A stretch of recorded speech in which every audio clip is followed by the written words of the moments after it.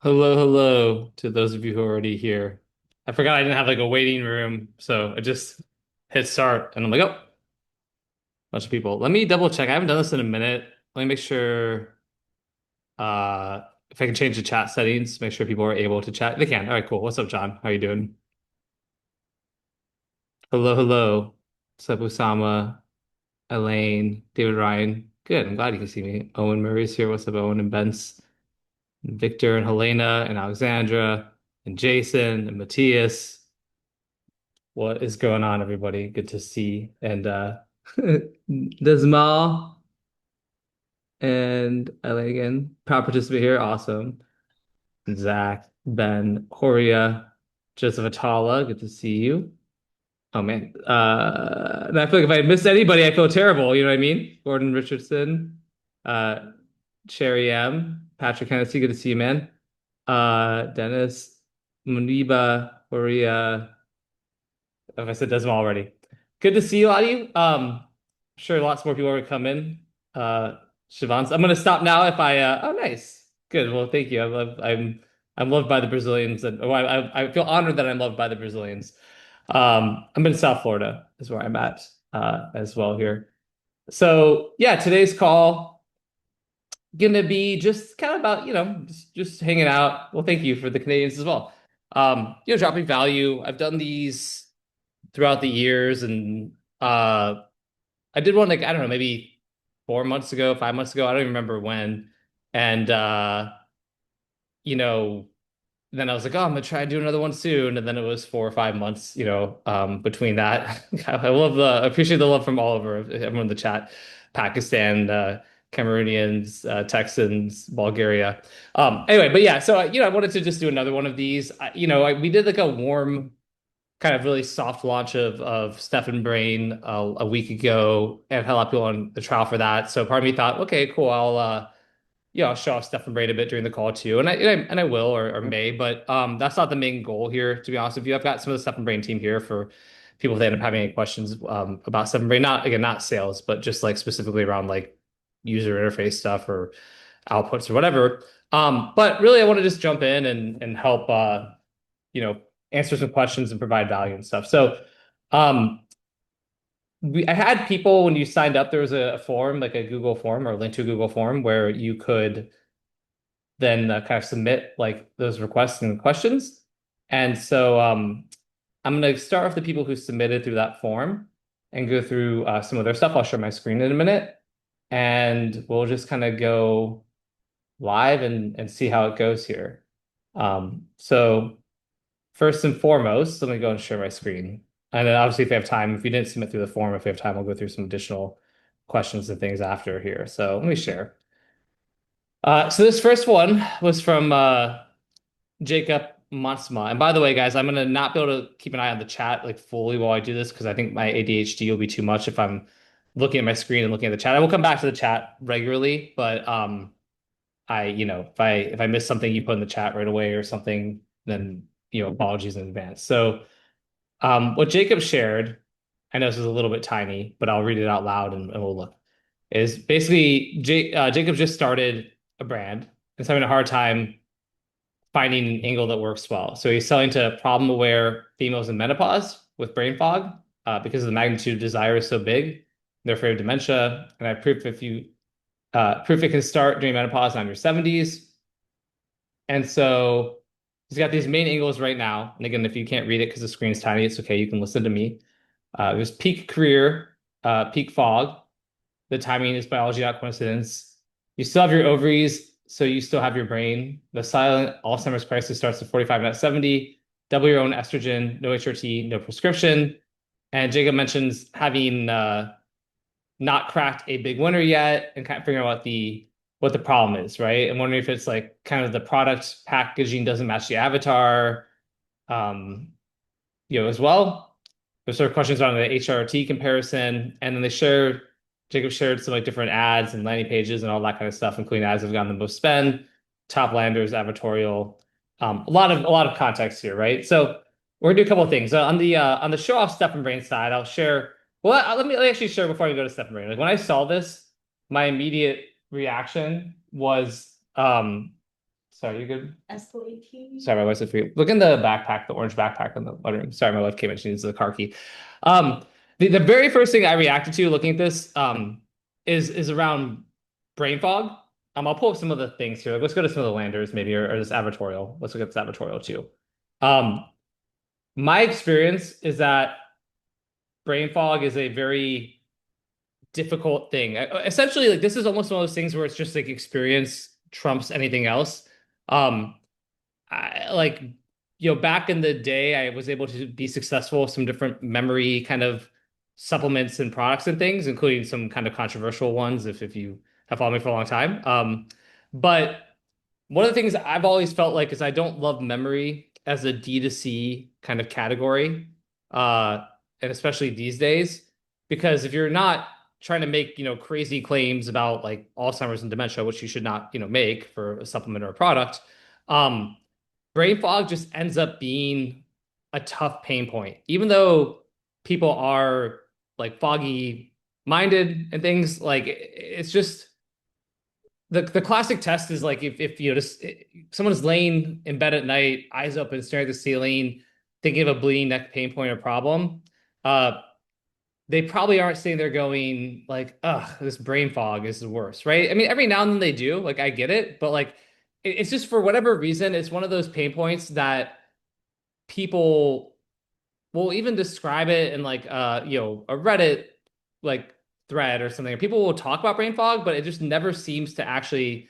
move the needle when it comes to selling D2C as a pain point. So the first and most immediate thing I would think of is like, what can we do instead? So menopause in general is like a really strong category now with like D2C. So like menopausal relief, things around like bloating, losing weight or like, putting on weight. Kind of brain fog can be like one of the symptoms there, but there's a lot going on here, right? So first of all, you're talking about like Alzheimer's, right? But like if you're going after women who are like menopausal, right? So like I mean, let's go with what I would do. What age does menopause um start? I know it's gonna vary. 51 to 52, right? Okay, so why does that matter?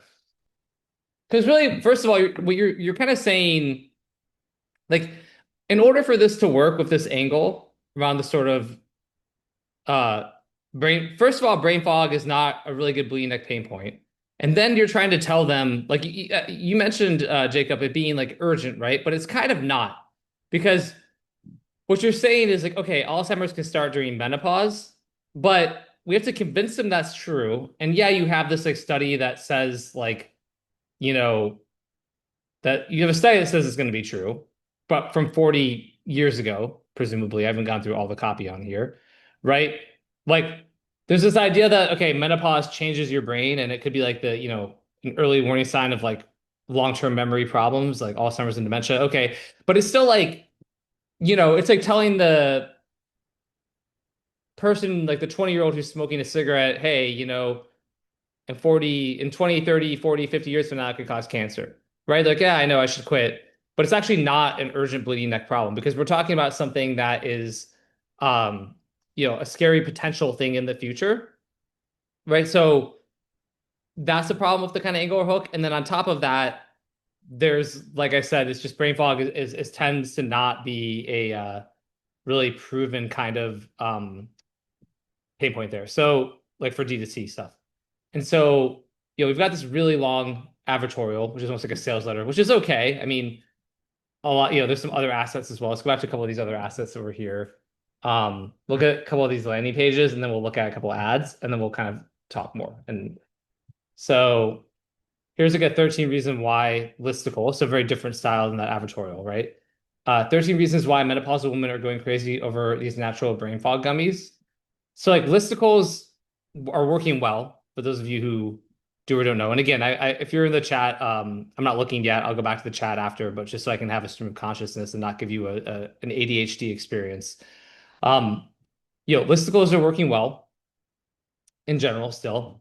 Um, I'm gonna get to it in a second. One thing I'm looking at. One thing I like to test with a lot of these listicles, the design is actually quite nice on this too. Um, So again, we just know that brain fog is not necessarily the best category. Um, the other part of it, you have this mechanism around estrogen, right? So I'm gonna come back up to it, but I actually want to see one thing on estrogen too. Uh, so basically, one of the other problems I think with this currently is like this claim or idea, and I think it was mentioned by Jacob in what he submitted around doubling your estrogen. Like, I would say that's sort of a little bit problematic because from what I understand, not a woman, not going through menopause, but definitely know all these markets pretty well. Um, it's generally more about like a balance of estrogen than it is like too much or too little. And so my guess is that this idea of like doubling your estrogen probably sounds like a bit concerning for at least some of the people in the market. They might not want to double their estrogen. And so even if like it shouldn't be a concern, then it's a sort of additional step that you need to educate them on. You have to educate them on like why it's actually good to double your estrogen, right? When um they may not have an immediate belief of that, you know? Um and then I think a couple other things on this listicle. I know I'm kind of rapidly fire hosting, but I want to go through several things and obviously give people as much time and value as I can. Um, I would generally test like I think of these listicles, I do like to look at testing between sort of this preference of okay, you've got you're talking about it's going to be like this these brain fog gummies, so like that's fine. We don't actually talk about the product itself. We have these like testimonials. Before we get to the reasons, here's like a bunch of stuff about how to fix it. Like this isn't bad, but I think a lot of listicles that I see work just go right into like the listicle. Because if somebody comes here for like a listicle, they come here for like 13 reasons why. I do think like an immediate test on any listicles that have this sort of whole preamble thing is just get right into like maybe there's like a couple lines of copy and then like number one, number two, number three, right? Um, and again, I don't know about estrogen doubling is actually the right value proposition, you know? Um, and so there's some immediate thoughts on this. So what would I do, like action item wise, is I would probably, I mean, I would stay in the menopausal space. I think that's great. I would probably look at the supplement and see if there's some other, like, let's go look at the ingredients somewhere. If we can find like a the product page real quick here. Let's look at some of the ingredients. I was just another advertorial type of thing. Get brain back. Look at the ingredients here. Okay. So like B1, D3, taurine, boron, royal jelly. These are some obviously very direct nootropic ones, B12. Look at this one here. I don't know. I would still like look at is there another sort of pain point within that menopausal space that I could go after instead of brain fog specifically. And again, the design's really nice. The copy is fine. There's little things I can nitpick on, but like I know this is a nootropic ingredient. This is nootropic. This is, but doesn't have to be nootropic. Yeah, nootropic, but also calm this mood. Nootropic, but you've got cortisol right here, right? Um, but a lot of these can be repurposed. So I'd wonder if there's a way to like reposition the formula for other types of support, you know? Um, I do wonder about if the whole thing's menopause, right? And you've got like stuff like this here for like a lady of a baby. Like that doesn't really quite not fully congruent, you know? Um, there's some thoughts. And the last thing I do before I go to chat is I did put all this into Seven Brain here. And Seven Brain gave a pretty good analysis on sort of like the parts that are good versus bad. Um, a couple things that Stefan Brain shared, in addition to that, is this magnitude mismatch with like some of the advertorials, for example, of like 5,000 words convincing her this is early Alzheimer's, irreversible brain damage. Forget where you live at 67, and then the answer is a blueberry gummy for $1 a day. And this sort of saying when you scare someone at dementia level, gummy feels insufficient. You kind of scare her past your own product and straight into Googling HRT or booking a doctor. I thought that was a valid insight. Kind of what I said, brain fog is abstract. Doubled my estrogen in 28 days is a lab number she can't feel in her body. And then what it talks about here is that supplements convert and retain when you give them like a fast felt win, like sleep, calm, energy by week one. So essentially this idea of like the actual benefits you're gonna get to, like what you're gonna feel, like when you're gonna feel it. And that again, going back to what I said, brain fog is a bit too abstract. It's kind of talking about this whole thing around doubling your estrogen is maybe a bit concerning. And so kind of remove the estrogen mechanism component. I'm gonna take basically for anyone who has stuff in brain who's done the trial for it, I'm gonna put this into the chat. So you got guys, you have it, and Jacob's on the call can have it too. So that's number one. I'm gonna bust over to the chat here. There you are, Jacob. Okay. Um, brain fog worked better, but bone health also worked well when we tested a few ads right for 3K a day. Um, I'm dropping Jacob. If you've got the stuff in brain trial, you can go to that link there. Let me go catch up. Skelly, what's up, buddy? I see you here. You can roast me. They don't know about estrogen. Too much estrogen causes cancer. It's a huge problem. Most women should know that. Um, These are at the bottom of the offer. You're promoting TikTok shop, blah, blah, blah, blah. You're welcome. I mean, yeah, Jacob, does that make sense? I mean, I think ultimately if I had to like go to like that sort of 80-20 on it, it's like probably estrogen's not like a big star of the mechanism, but then also probably I don't look at brain. I think the joint thing you mentioned, like joint and bone, right, is interesting. I know you said you only tested a few ads. I do think maybe that's an interesting one. And again, it's always like what's actually working in that space. Obviously, constantly it's like bloating. Oh, dude, I mean the other thing right now that just keeps working is like tie tie it to like GLP-1s, right? Um, yeah, got you. Cool on that. But yeah, if you tie to GLP-1s too, saying like because then I'm not saying this would even work, but even sort of like the don't actually use the word cure, but like the cure for GLP-1 brain, right? Something like that, the cure for Ozempic brain. Something like, oh, like look, like GLP-1s are amazing, but you're burning fat rapidly and your cells are being starved and like you feel like you're running on empty and your brain's not just right. Like this is like why why GLP-1 users swear by this blueberry gummy, right? Like taking this once daily blueberry gummy type of thing. Um, I think that's like a really obvious immediate angle to like test as well, actually, in addition to the menopause stuff. So like that's another suggestion there. So yeah, there we go. Cool. All right, next up we had China Marine, China Emarim, who's a copy of no experience. And you know what? Let's do it. So they submitted a little email sequence here. Let's look at it real quick. What's funny is Stephen Brain would actually be a perfect use case for this, but I don't think I even put into Stephen Brain because I'm like, let's just look at it together live here. Yeah, this should be being recorded. Oh my God, let me make sure. More. Let me see. Do. Go. Yeah, cool. Sorry. Okay, it's recording. Yeah, good. It's recording. So yes, recording will be shared. Um, okay. All right. So I don't have a ton of context on this little email sequence, but you're in. Here's what happens next. Okay. Welcome name. You just made a smart move. Whether you're a real estate agent, founder, broker, one thing is true, the business doesn't grow when you're stuck doing everything manually. You've just taken the first step towards changing that. Here's what you've unlocked by being here. A smarter way to track every lead without letting a single one slip, full visibility into your team's progress about the back and forth, a system that works even when you're not in the room.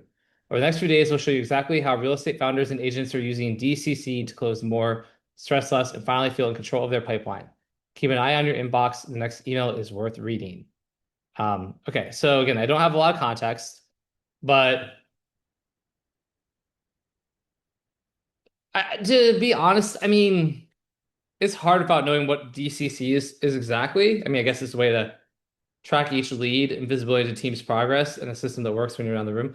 My broad, I'm not gonna spend too much time on the sequence to be honest with you on this call, but my broad sort of like meta intuition on this would be that it is too broad, right? It's kind of like when you kind of go real estate agent, founder, or broker, I mean, those are kind of three different groups.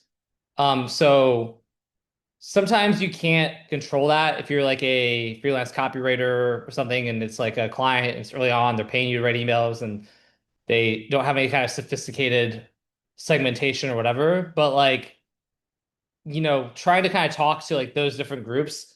Like a real estate agent like doesn't have a team, right? So it's like full visibility into your team's progress. Like, what does that mean, right? How does that actually impact a real estate agent? And like, do they even have a team? If they have a team, what kind of progress would they be making?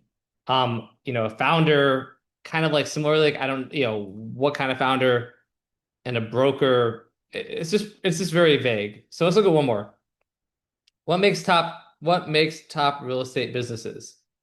I think this alone is like kind of weak. Like, but we'll come back to the subject line. I like to look at the body and then come back to it. And my last discussion for real estate founder, he complained bitterly about not having visibility enough for his business to thrive. He believes strongly that visibility was the key to scaling. I didn't argue that with him. It's the internal structures of a business that scales it. You can have visibility, but still lose leads, still lose deals, miss follow-ups because the internal structure is faulty. So let's go back to what are we saying here logically? Um, this guy complained that not having enough visibility for his business to thrive. He thought that was the key to scale. And you didn't argue with him. So you were like, yeah, visibility is the key to scale.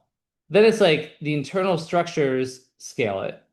You can have visibility, but still lose leads. It should be lose, not loose.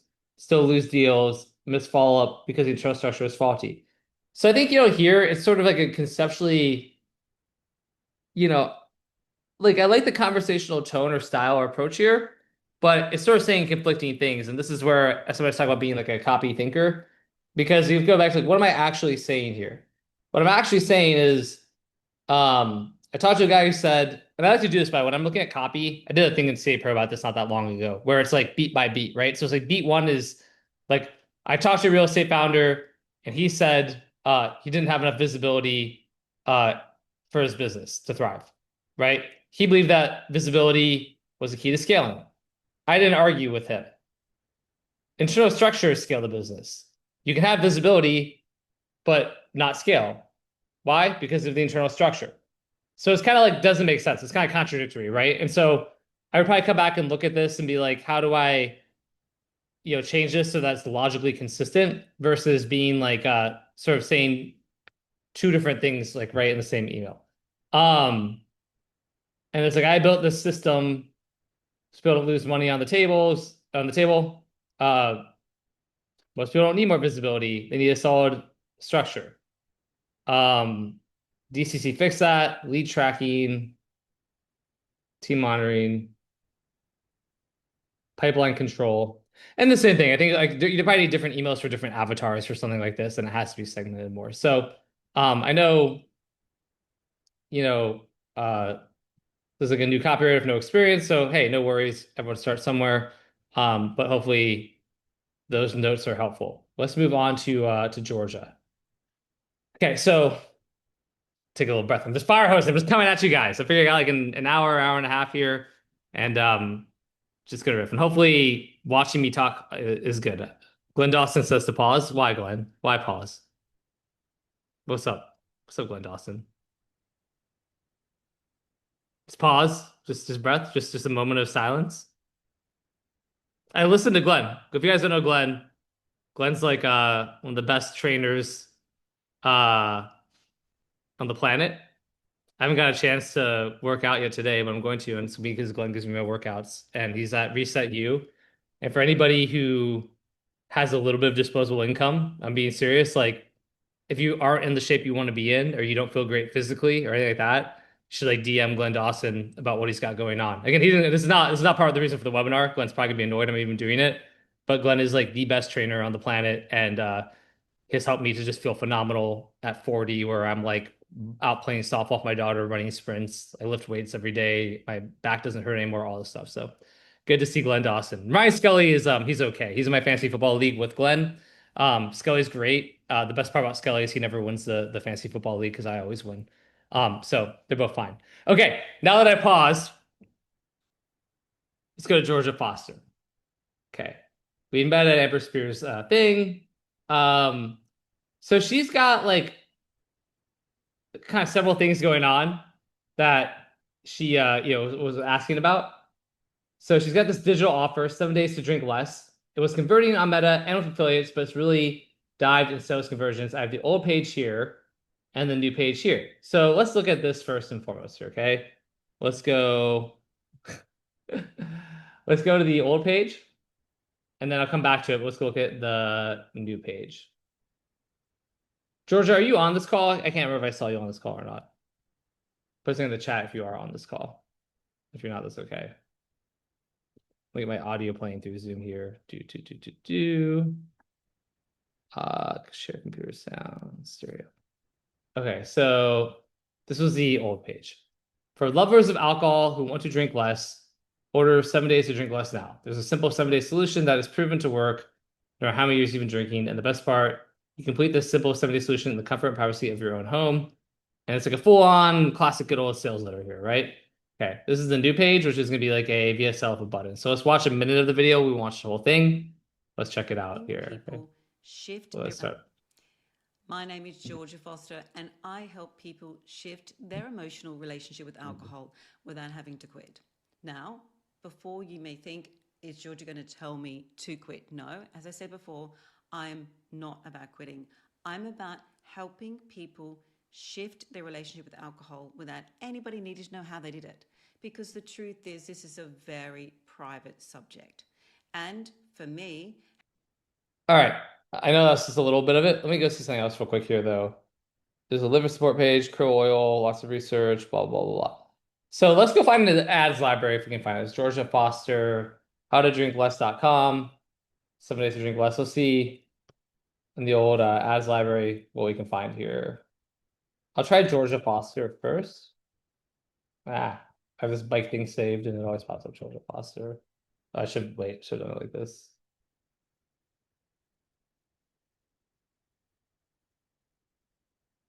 Okay, drink hard, recover harder. So she's pushing the supplement here. This is for the liver supplement. So a lot of focus on the liver supplement on this ad account at least, and that's okay. Let's look at the 7 days to drink less thing real quick. 7 days to drink less. Is there a kind of page for that? No? Okay. Well, then because we have more assets to work with, let's go to this liver supplement real quick here. And see what that page looks like here. Converts well, Meta struggling with affiliate sales conversions. There might be something I'm trying to find the specific place to tag in to jump into. If you drink regularly, read this before your liver sends you the bill. You don't have to, it's a good headline, by the way. I like that headline. Before your liver sends you the bill is nice. That's good copy. You don't have to choose between enjoying life and taking care of your body. Most liver products feel like they were made for someone else. This one was made for the person reading this page. No lectures, no guilt, no being told to give up the things you enjoy, just a practical premium formula created for people who enjoy a drink and want to support their body while they do. The good news, there are proactive steps you can take right now to help support your liver's normal function, natural detoxification process, and overall well-being. Let's focus on that. Your liver can heal if you give it the right support. All right, so Georgia is running these long-form kind of sales letters, noting that it's working on Meta. You go to the ads library. Let's look at this one video ad. If you like your wine like I do, but you don't want to be in the doghouse with your liver, I've created a formula backed by science, extraordinary top shelf liver formula made purely for drinkers. Click the link below. All right, so I don't have tons of context here, but sorry, I'm clicking the static ad. Okay. So why is this working on Meta but not affiliate? I mean, I think well, first of all, affiliate is definitely not what it once was for the vast majority of people. So most of the big affiliates have gone over to either telemedicine or they're running like the super black hat Brazilian stuff. They're not doing as much, like the clickbait girls died, and then people with like big email lists. Emo doesn't get nearly the amount of kind of revenue as it used to as well. And so if I were Georgia, to be honest with you, I would probably look at doubling down on Meta and really not worry about affiliate very much, to be completely honest with you, first and foremost. I'm going to be testing a lot more creatives and more video, kind of different formats and all that. I have no data. I'm flying pretty blind on this, right? There's just like a handful of ads here. Generally you'd probably want to like have a decent amount of like people testing. Yeah, you'd have like UGC folks. You can use AI within reason. You know, Brooke Castillo's done over 100 million. Yeah, Brooke's doing life coach school, so I'm not sure exactly if that's a direct. I'm not like arguing with David. I just don't know if that's like an exact direct connection between that and on like a liver support supplement. But for some of the quit drinking stuff, there's definitely something to that. Um, I will say as a tidbit, I have seen other people were running to a text sales letter on like Meta actually does work again these days. What's funny, like going to on-page VSLs tends to not work, but text sales letters, I've seen some people scale a decent amount with doing that. And which is cool. But another quick thing I want to share, guys, real quick, is if we go back to like, okay, it's kind of working at Meta. Obviously, I don't think it's that massive scale or anything, but it's like a good headline, good little subhead. But like it's kind of right away, like where it is. Like it's talking about the product. Most products feel like someone you made for someone else. This product like was made for you, right? Um, and so essentially right away we're like, hey, there's a lot of liver products out here. My liver product is going to be the best product for you. Now let's talk about my product, right? Here's why most liver supplements miss the mark for drinkers, right? Like, okay, like so essentially this whole thing is like for like a pretty like a solution aware audience, right? It's like people who know about liver supplements and you're sort of going, hey, most liver supplements aren't good. This liver supplement's the best. And so for Meta, if you go to the creatives, it's like, hey, here's the liver supplement for people who drink, you know? So really all of the ads and everything here is like speaking to like a pretty highly solution aware audience, which is fine and will do decently well. It generally is not going to get a ton of scale because it's not speaking to people who are maybe problem aware, right? Like so they kind of like maybe know maybe they got some about like labs or blood tests or things that were like made them concerned about their liver, or maybe they just know they drink a lot and they know that's good for their liver, and they have this sort of 2 a.m. lay at the in bed, look at the ceiling thing we talked about from the beginning of this call, but like around like man, like am I just wrecking my liver with this, right? Stuff like that. Um, and so like in order to scale it more, what Georgia will need to do is to create more like kind of problem aware ads, A, right? And then B, this actually ties into, which by the way, those problem aware ads would probably to go to a different version of this page that's more about like this is good, but then it talks about like almost that like, you know, you ever like it's do you ever catch wake up in the morning after a night of having some drinks with friends and you know something feels wrong? It's not just that you're a little hungover. Um, it's that you know you're not as young as you once were, and you can't help but worry about what like those drinks are doing to your body, right? And especially your liver or something like that. I don't know, something that kind of gets them like thinking about drinking and what it does to your liver and like kind of like, hey, like, you know, I'm not here to scare you. Great news is your liver is like, regenerates, right? More than any other organ, or it's one organ that can regenerate. But it's also, incredibly easy to damage, and that damage, if not like taken seriously, can be brutal, right? Whatever. So it's like the problem of like drinking and liver, damage, or the anxiety or worry about your liver, or like the downstream consequences of your liver, or whatever it is. Like liver supplements are successful, right? But like basically that's like more like problem aware. Whereas again here, it's like, hey, most liver supplements aren't that great. This liver supplement's great. And so if we go back to affiliates, why is it not doing well for affiliates? Like in addition to the fact that what I said about if there's just not as much affiliate action out there for like non-telemedicine or like crazy aggressive black hat stuff. Um, Even for an affiliate, basically what affiliate has to do is affiliate has to the only person this is made for is a person who already knows about liver supplements and uses liver supplements, right? And so even for an affiliate, if they're trying to like, if they got a list of a weight loss list of people or they run ads, like, they have to figure out a way to get um like a broad mass market that they can scale and spend money and they have to go problem aware. So they're gonna have to create like advertorials or listicles or other little assets that they put in front of this, which is a lot of work for the average affiliate who's kind of lazy. They might still do it. Right? And so even then you've just got to kind of like get them to bridge it over to by the time they get to this page, then like they're like all on board with like liver supplements being the solution, but they want to find the best one. So that's a lot of work that the affiliate has to do in between. And so even for affiliates to get more sales from them, it's probably shifting from solution aware to problem aware. And that's probably the number one thing for that one for Georgia. Did I put this one to Stephen Brain? No, I skipped Georgia's. Which one was this? All right, we'll come back to that. I may have done Georgia's and Stephen Bain. Let's go to the next one. Saeed had said how to start the business, still not started any business. I mean, I wanted to be flippant and be like, you know, I don't know, just start a business. Like, I don't know, just do it, you know? Because I do feel like this is not the most in-depth question. Um, that being said,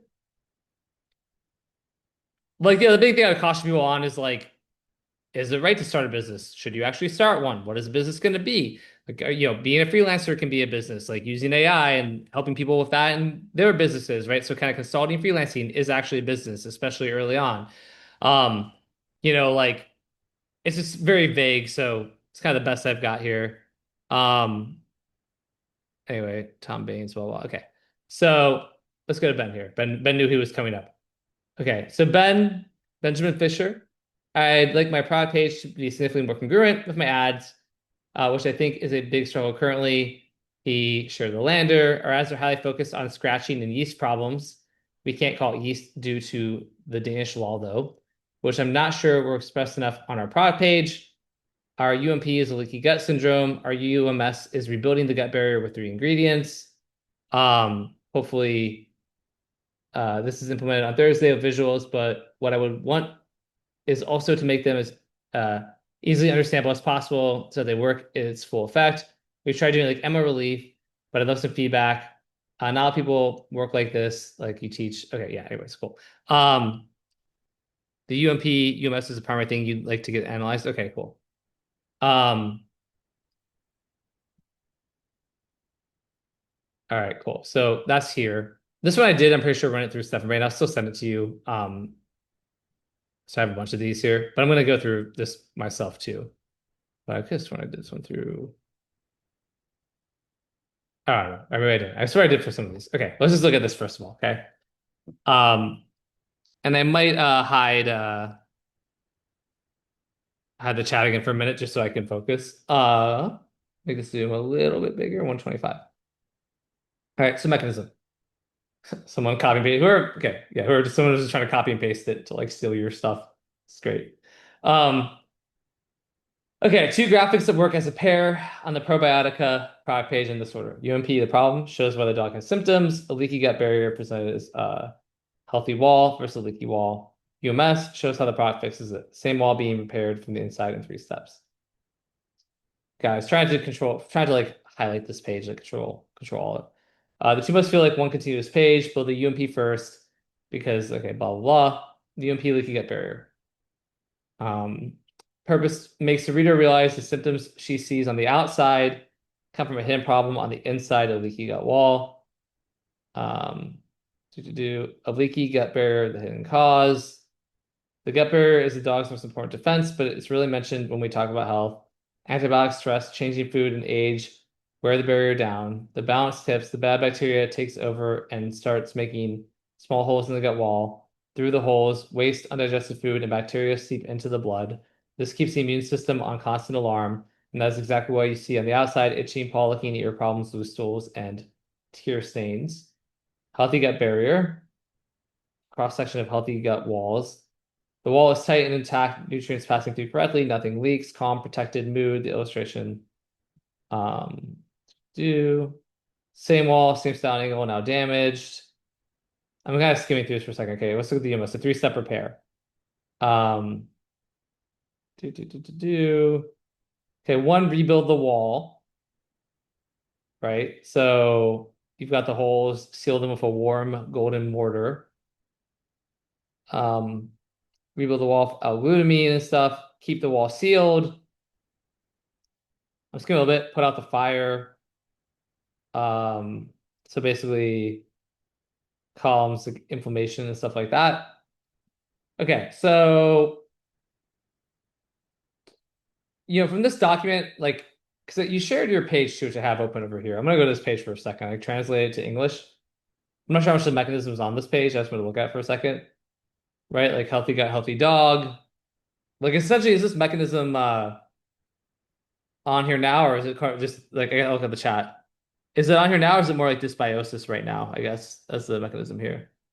Um, Versus fast for immune system, cold pressing, which is cool. Miss we hear. We haven't implemented that one on the from the document page yet. Okay, cool. Let me look at this again for a second. That's fine. By the way, I think like congruence matters, but like it can really just be as simple as like a couple of sentences on like a page. Like you don't necessarily need to have like a huge new mechanism section. Right. I mean, it would really just be like replacing this with another section type of thing if you want to do that. Um, and I do think so. So here's like broad strokes on it, Benjamin. I think that like leaky gut works for dogs. Probably better than like dysbiosis and stuff. Like this is all pretty well known. I mean, presumably in like the Danish market, it's a little bit less sophisticated as far as like awareness levels of all this goes in the US market. I know historically that's how it is for like the Italian market or whatever market, right? They're like always like a little bit German market even, which is a good thing, by the way. It makes life easier. It's not like a knock on any of those places. It's just, maybe a year or two behind on sort of like the awareness level of some things. Um, yeah, got you. So like, yes, I mean, I don't, again, the doc was just from a quick glance at it, like, I don't know if it needs to be like a really long thing there, but I do think like, yeah, like there's leaky gut, like, because essentially even like the three-step thing, like can be fine. What I'm thinking about here is this. Like, I wrote like a pet thing not that long ago, and actually with Dan Ferrari. And Dan Ferrari, just so you guys might know, he's a great copywriter. He sent me like a doc with all this research and pulling from Amazon and all of that. And it was kind of like, all right, what are the top pain points or things people talk about again and again and again? And what are the beliefs and all this? And we sort of went through it together, and it was really fun. And so I think they already have a belief, at least in the US, based on Amazon stuff, they already kind of believe that it all starts in the gut, right? So I think that they kind of know that their dog's gut is messed up. They already have that belief. Like the paw licking, like red inflamed paws and paw licking and stuff like that, is like kind of like the number one pain point, which you sort of talk about in your mechanism and some of the copy, which I think is good as well. And then again, I think leaky gut makes sense and essentially just like, you know, I'm just thinking about this, right? But the dog's got, I don't know, was there like a reason why it leaks? Maybe there's some kind of quick little culprit or like, you know, just age, right? Food, age, stress, whatever. I mean, that's fine. I think, especially for something kind of more branded in ecom. Um, the undigested stuff like seeps through. Ears are an issue too. This is good. You basically nailed the pain points, by the way. You really did. Um, like you nailed like the poop one is sort of like the poop one is almost like a confirmation that it's working more than it's a pain point. So that's like I've learned too of the pet space. Like a lot of people will talk about like, oh, diarrhea, messy poops, blah blah, blah. And it's like not like a huge motivator for why they buy, but it's like a proof point for why it must be working. Oh, my dog's poops are much better now because their gut's fixed. It must be working, right? So, um, that's good. I mean, I think this is good. I think where I would be wary is like the one, two, three thing where it's like step one. Like if you start getting too scientific, I don't think people care that much, to be honest with you. They care about their dog. I don't think they care about like the science that much. And so like I feel like that's where what I've seen in the pet space is like they don't care about all of the biological processes and all the stuff going on there. It's sort of like your dog, traditional kibble as well as like just old age like lead to little micro holes like in the gut lining of your dog.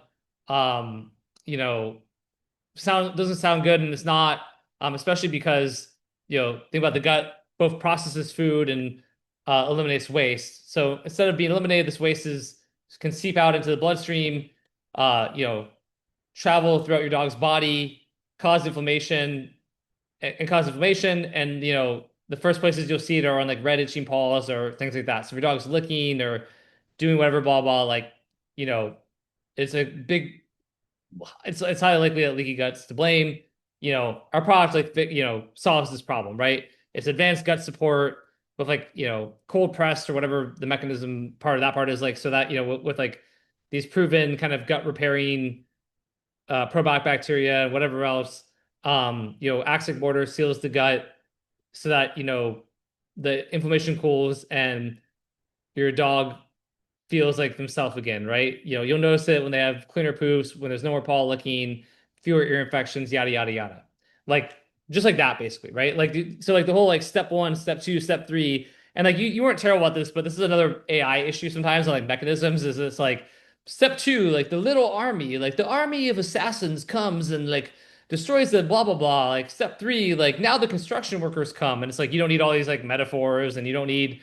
It's just like unnecessary. And in general, mechanisms are, we were talking about this on a CA Pro call 2 days ago. But like mechanisms don't need to be as like long and complicated or scientific these days. Even if they're like a more logical buyer, like I don't know if Danish buyers are, like German buyers are very logical, for example. We have lots of German people in CA Pro. But yeah, I think just like the UMS can be pretty like this stuff, this fixes the problem, right? Um, and so again, leaky gut, changing to that over dysbiosis is fine, makes sense. But just like what I said, does that make sense, Benjamin? Is that helpful? Perfect. Good. Good, good, and good. All right, sweet. Let's keep rocking. Go through a few more here. Okay, this is from Usama. Usama is the fractional CMO of the Rally.co. It's a subscription walking app for busy women. A founder who's a top 1% podcaster, ex-corporate litigator, and integrative health practitioner. Um, Thank you for the Claude link. I may look at that in a minute, but I think let me confirm I need that context first. But basically, for everybody else, really like a short version of it is they've got up to 170 paying subscribers, which is amazing. They're trying to get to 500 by end of August. They have an email list. They had a wait list that converted well. A lot of their current subscribers come from the email list. The like kind of cold email list click rate is very low. They spent no money on paid acquisition. And there's three different kind of directions that they could go. They can do a direct subscription funnel, like so cold ad, landing page, email opt-in, 7-day free trial, upgrade or lapse. They go for like a low ticket sort of front end, like a little tripwire almost, like a $5, $5 PDF, order bump, one click upsell to subscription. They have PDFs for their build as bonuses.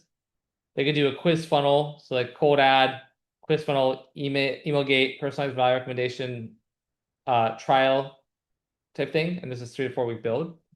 Um, and so those are some kind of ideas. And so like the first question is around the offer structure. Um, what would the angle be for cold? What was the hardest part? So there's Lisa's story about you think you're high energy, you're high cortisol. Cole doesn't know or doesn't care about the category, has tried every wellness app on the App Store. What's the hook that cuts through? And there's some stuff on the technical side. I can open the doc, I can open the Claude artifact, and I'll pull it up real quick here. Let's see. Did this one I do step and brain on it? I have sworn I did more step and brain things here. Let's create testing.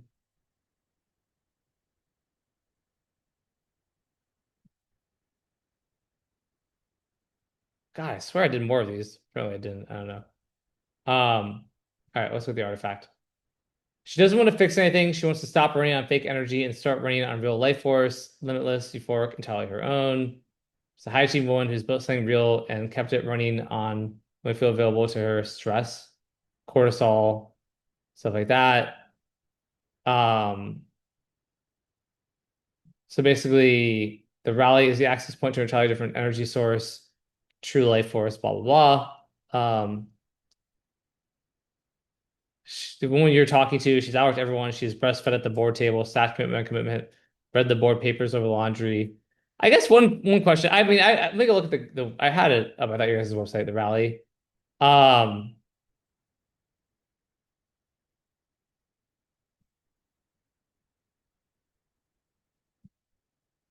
let's look at this video real quick. Welcome to your morning charge. This is a rapid rally. Just 6 minutes of. Okay, it's just audio, it's not video. Okay. So I'm just thinking about this one for a minute. I thought about before. Yeah. You have to rebuild the landing page for sure. I mean, there's a couple of things there. Look, one is if a lot of like subscribers are coming from kind of warm organic traffic already, like, is there a world where like you just scale that more? Like, as part of the investment, I'm just thinking through this with you right in real time. But like, if the founder, like, right, like you mentioned top 1% podcaster, right? Like, I mean, is she running like ads for the rally, like in her podcast, like this episode is brought to you by this, like stuff like that. What is her social presence currently? Um, like how many followers does she have on social? Like I think like my wife, and for those of you who haven't, I don't talk, you haven't been around a while, like right, my wife, I'm always bragging about her. Um, she burned out. She needs to rally. Then is what I'm seeing. She stopped doing anything, because of burnout, right? Like so, uh, I'm like never on Instagram very intentionally, but okay. So like, for those of you guys who have followed along, my wife's at 433,000 Instagram followers, and she pretty much got all of them in the last year creating content.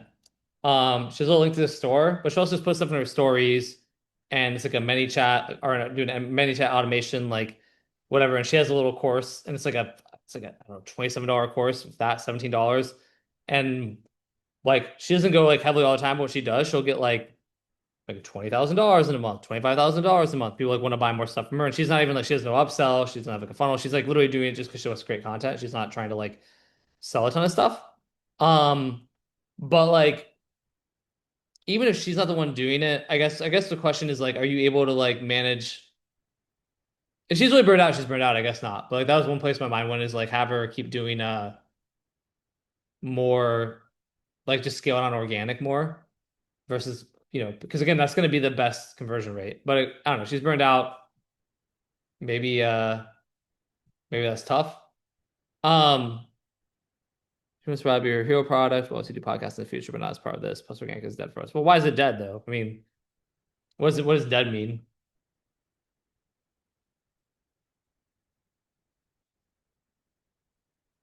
Oh yeah, 'cause she's been away. Yeah, sure. I mean, you could restart it. I'm just saying you put money to it. I mean, basically, here's the thing. Like, it's hard to sell. Okay, I got you. I mean, it's hard to sell subscription on cold traffic. So I mentioned this in my email, if you saw that, right? Like, but Cole and I, Cole's like my like one of the founding engineers and team members for Steph and Brain. Like give me a second here, by the way. Like we were looking at these sort of subscription app things, and so there's a bunch of them these days. There's a bunch of like weight loss ones. And they're all basically the same structure, which is like ads to quiz. It like shows you results. Like, okay, here's how you get results. And then it's like basically to get the full results, like you download the app and the app has all this stuff, and it's sort of like a forced subscription on it. So like I saved them. I actually sent Cole a bunch of them. I don't know if you still have like remember I think I messaged you some of them. Sorry, Cole's in the office with me. I'll look around and I can see if I can pull them up. But basically there's a bunch of these, but it's all the same structure. So on one hand, like that's what I would do. I see myself lagging on my video. It's annoying. Um, but I think the thing is you're probably going to be negative for a couple months on that. Like you'll probably go negative. You're probably not going to be. I guess the question, Usama, what's like the budget for advertising is another question. Like what kind of like what can you spend per month on kind of cold traffic?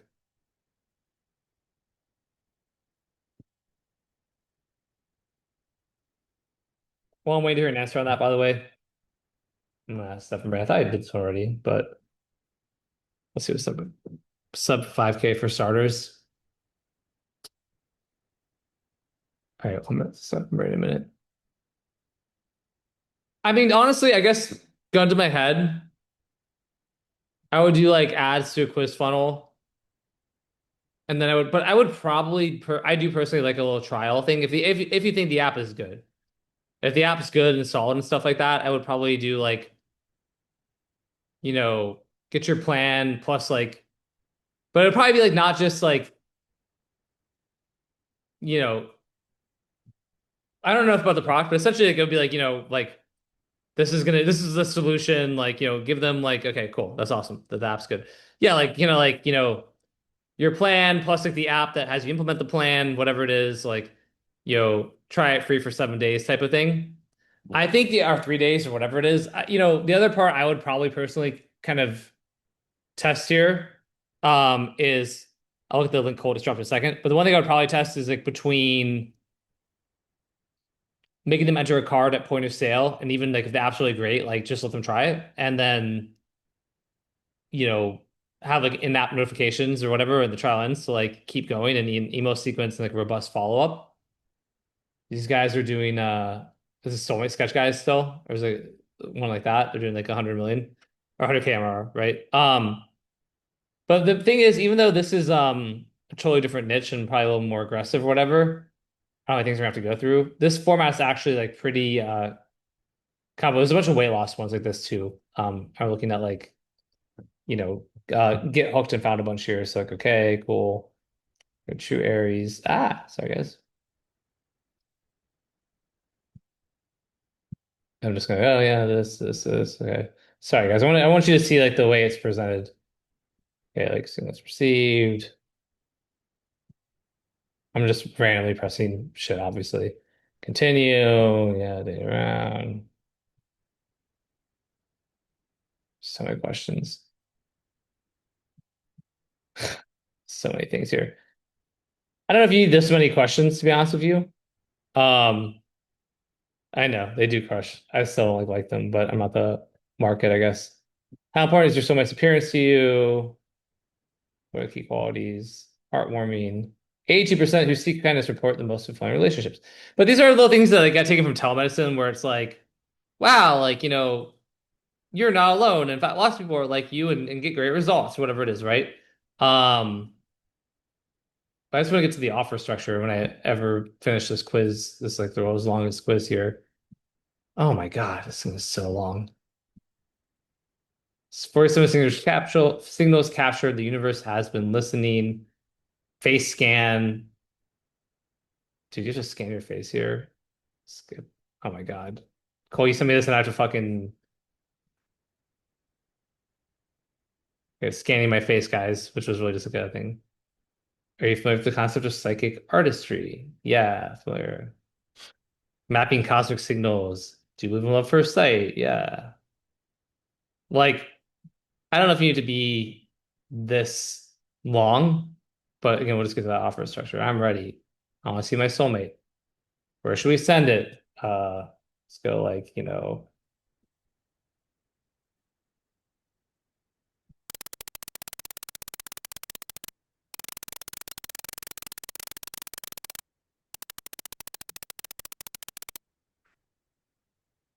okay. Choose a person who feels right. For trial, you'll receive a clear picture of who your soulmate is, and insight into personality, guidance in how and where you're passing across, constant support and answers. This is always interesting, this choose your own adventure type of thing. Um, you know, what you're getting, blah blah. So I don't know. I wouldn't do it exactly like this. I wouldn't make them charge, but I would probably do a quiz and then like offer them a trial. Um, and then like I said, I would probably I guess like the choose your own thing is like if they capture their card like here and now, right? And so then they can just automatically rebuild them. But I think it's sort of an aggressive offer also.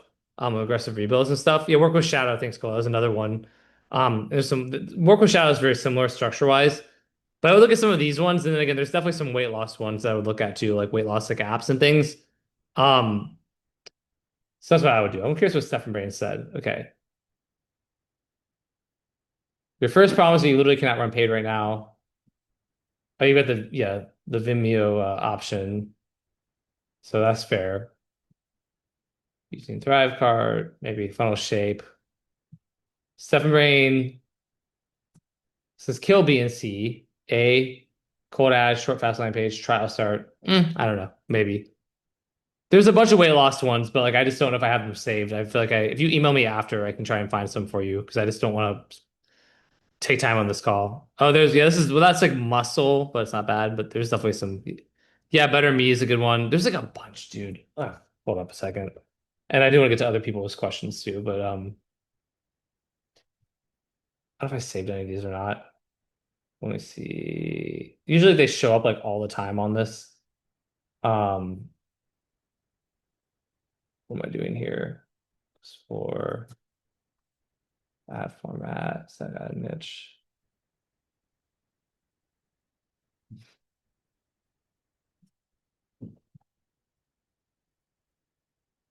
And so this hypnotherapy ones like work. I don't know if you guys use get Oxford, but it's solid. These I'm trying to look through some of these. This is what I found. When you go through here, there's a bunch of these like weight loss like apps and shit. There's also other random stuff. Um,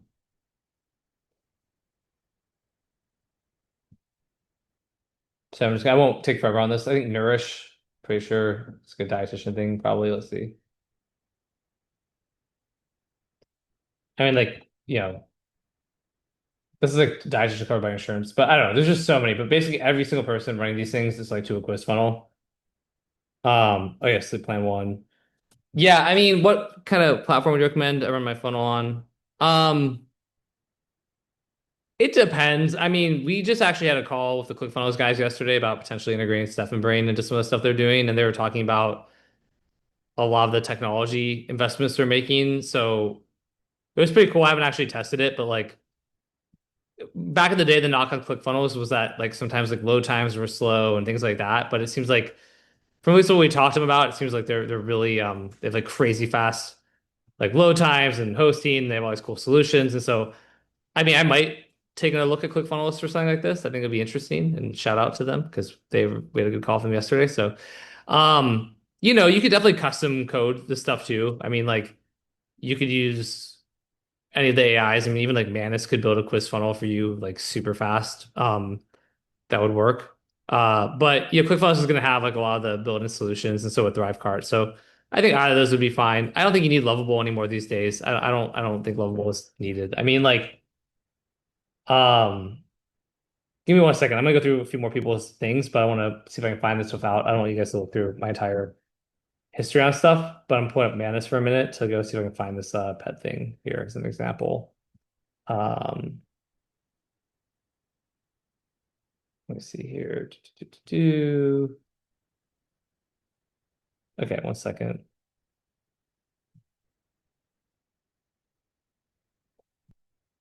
So, like, for example, this is from Wild Belly, which is like a pet supplement brand, right? And I'd given it like I'd used Claude to come up with some stuff. I even showed the soulmate sketch thing, and it was like make it, and then oh my God, this could be the wrong one. Where was it? Ah, darn! I pulled this up. I thought this was the right one.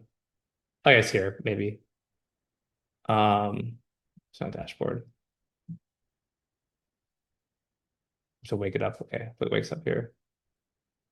All right. Well, that's super annoying, but basically it just created like the quiz funnel and it was like just like 40 steps and just like did it. Um, so like, oh yeah, there you go. Right. So yeah, like this, like, okay, find out what's really working. I've got two dogs. Okay. Dog's name, like there's really, Bella, girl, medium, sure, like fluffy, boy, small, you know, under year. Right? Like, which dog is giving me the most trouble, right? Bella or Fluffy? Yeah, Fluffy. Okay, what are the symptoms? Right. So I mean, literally just like Manus, I literally just gave Manus, I used at the time Claude for like the quiz logic, and I just gave it to Manus and said make a quiz. And then Manus like literally just made the quiz. It's just like I do think Manus I guess can be expensive. I don't know. I'm on like the like whatever the expensive rich guy plan is. So I've never ran out of any issues with it. And obviously, I want to tell you Stephen Brain can do, but even for all the design stuff with Stephen Brain, we've got like a build mode and like things like that. But I'd be keeping up to our team. I'm like, I feel like we should sort of just use Manus's API and then just have Stephen Brain be like the intelligence that like directs it. Because like Manus is just so good at like just build. You just tell it what you want to do and it just like builds it. So to be completely honest with you guys, I'm a big net promoter of Manus because it's just like, oh, look at that. 70% of the immune system, Fluffy's immune system lives in his gut, right? Like, you know? Um, and so again, this it literally just made it, did the design, everything. It's just fucking wild. So yeah, I don't know. That's like you could definitely just vibe code it too. And if you need to host like the checkout on something, again, you can look at ClickFunnels or whatever it's gonna be. Looking back at the chat here, anything else here? Blah blah blah. Yeah, Colos Codex. Um, I don't think you need Replit. I mean, I think what Code just about Codex or Claude Code is fine. Claude Code could absolutely do it as well. Um, yeah, I would definitely share the link to the Stephen Brain chat as well. Um, but yeah, that's I know the Chinese government is revoked the approval of the Meta mass acquisition or merger, but I'm not sure if that even means that like we won't have access to mass or if it's just that Meta won't own it. From what I understand, I don't know that that means like we don't get mass in the US anymore. Um, but yeah. Carlos said, do you think mass is better in terms of copy or Claude? It's tough because I use Stephen Brain for all my copy. Not trying to like plug it, but I do. Which runs on like Claude, but obviously has like my brain, like it's like a layer on top of it. Um, Claude's definitely better than GPT. I do know multiple people who say that Mass is the best for copy these days, to be honest with you. Um, I don't use it. I used to use Stephen Brain anyway, which is I think better than any of them. So um, but a lot of people like Manus. It's worth testing. I like Manus though is really cool. I like that Owen. That's solid. Owen's a big Manus fan as well. Owen's part of our team and does onboarding. Um, yeah, Michelle said so. You use Stephen Brain for the copy, Manus for vibe coding, the app server dev. I mean, for something like this, yeah. Like, I mean, if I like blowing up all my shit, I don't have anything crazy in here, hopefully. But um, like I was playing around with this for like a launch video of Stephen Brain. This didn't do a perfect job, but I was like, okay, like I'm trying to do like a launch video. Here's like a video of me talking. Here's a bunch of B-roll. Can you basically stitch it together? I was like, oh, go to Stephen Brain. Here's the video, like 23-minute video, screen recording, whatever. And it's like, okay. And then I basically made a version of it. I'm like, that was okay. Like, here's a better version. And like literally, like again, it's definitely not perfect for this, to be honest with you. Like, I'm not gonna make you watch the whole thing. But it was like adding in B-roll, right? Um, and like adding in more B-roll. It's like does that or like literally we had a seven brain call and I had the video and like no but there was no like transcript. It was like a Zoom recording. I'm basically watched this 90-minute video and then like create the transcript. And it's like went through it all. It's like okay, like here's the transcript, right? Perfect. Okay. Like what were the action items? Here's the action items. And Madison is really good. Honestly, like I'm not trying to turn it into like a Madison commercial. And by the way, I want Stephen Rain to just I want to not never use Mass ever because Stephen Rain just does all of it as like that intelligence layer. But like Mass is like it for random shit like that, just random miscellaneous things, or I'm like add background music to this video. Mass just like adds background music to the video. Right? Like it can just it's really capable. So it's pretty cool. Um, okay. So side tangent done. Usama, sorry, it was a tough one because again, it's really hard to sell subscription, but I think I would look at some of those funnels like the ones we talked about, and essentially that Stephen Brain kind of output as well. So hopefully at least gets the wheels turning. I know Stephen Brain though said like just run ads to like a lander for free trial. I mean, I get it. By the way, I'll tell you why Stephen Brain said that. I've actually had this conversation multiple times. This should be useful for everybody who's on the call. I don't know how many people are still on. 66 is pretty good still. We got up to like 85 at one point, but some people left, some new people came, blah, blah. One of the biggest things that I think is valuable for a lot of people on this, which one was this like here? Like I'll do this in a doc really quick, but there's sort of like Occam's razor. Some of you guys may have heard of that, right? Which is essentially just that the simplest solution is usually like the best or the superior solution, right? And when I look at funnels these days, especially, like it comes up all the time with people who are trying to like launch a new brand or maybe they were doing like VSLs and they switched to like they're trying to do more branded e-com now or whatever it is. Like my general thing is like that the simplest, least complex thing that works is the best. And so to that point, subscription maybe is different, but like for like anything D2C or e-com or whatever, I usually these days just advise people it's like, you know, ads PDP, right? PDP is like a product page, right? Landing page, your product, whatever. It can be the same thing if you're doing info, like ads to landing page, right? Like, what do you get? So we have a member in CA Pro who is doing like I'm gonna keep it pretty broad to not like blow them up. But they're doing like a book. They started selling a book. Okay, so book is like $47, right? Or $47. There's like no upsell. There's no order bump, anything. And they have other things that have scaled to several million dollars a year that have like order bumps and upsells and bigger AOV. They've got this book and they're increasing ad spend like by 20% each day. Like 20% per day. And the ROAS right now is 4 to 6x on a $47 book, right? AOV, $47. And so we're talking, and it's like, okay, I could double the AOV by putting in upsells, right? I could do these order bumps and for sure get the AOV up. I could add, should I add subscription where there's like a little checkbox or like a trial that goes into subscription, right? Like, oh, and by the way, the funnel structure is exactly this. It's just like ads right now to like landing page or product page, right? Like, we'll call it PDP for product page, but like landing page. Like it's like I made this listicle I could put in front of it. It's like, what should I do? And my answer to him is like, and was that you should do none of those things. Like sometimes the hardest thing to do is to do nothing, right? I'm like, if you're increasing your ad spend by 20% per day and the ROAS is between 4 and 6%, even as you keep increasing it, at a certain point it will go down. At enough scale, it's going to go from 6% or 4%, call it 5% average. It'll go down to 4% and then 3%, and maybe it settles. But if it settles at 2.5, if your ROAS is cut in half, right? Then most people would kill for a 2.5x ROAS at scale. They would kill for that. And so like I'm like, I wouldn't do anything. Like where would I start doing those other things? When if the ROAS goes down too far, or I feel like I can't, I'm stuck or I can't keep scaling. Their TAM, again, keeping it broad, their TAM is massive, like $1 billion or billion person TAM, essentially, like massive TAM, right? So when it goes back to what Stephen Brain said to Usama around like just running ads to like a page of a trial, like I get why Stephen Brain said that because that is how I generally think. It's just like I don't know, like when I look what other people are doing a lot, like that's why my instinct is to go quiz funnel. But you could just try. You could test ads to like a lander with like a trial for the subscription. It just historically is hard to sell subscription right out the gate, but it might work. And then one other thing on this I'm going to share that's sort of like an interesting thesis, and I'll go back to a couple more of these people's requests before we wrap. Probably take a little Adderall break too in between here, I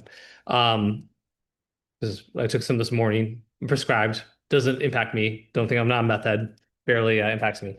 Another thing that I want to talk about though is with this book funnel, something that's really interesting is I told them like why is the ROAS so good? Like a $47 physical book, like no upsells, no order bumps, no subscription.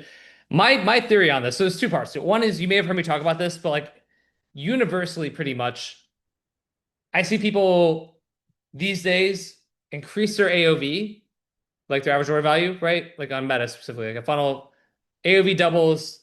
So CAC's like here, AOV doubles, CAC comes up like this. And it's super annoying, right? Like, well, why does that happen?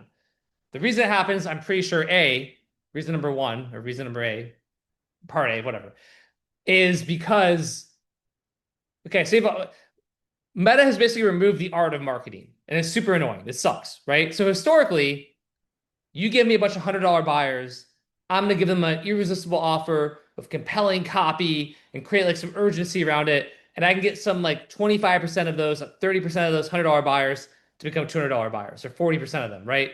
Because I'm the man. I'm great at marketing. Historically, we could do that.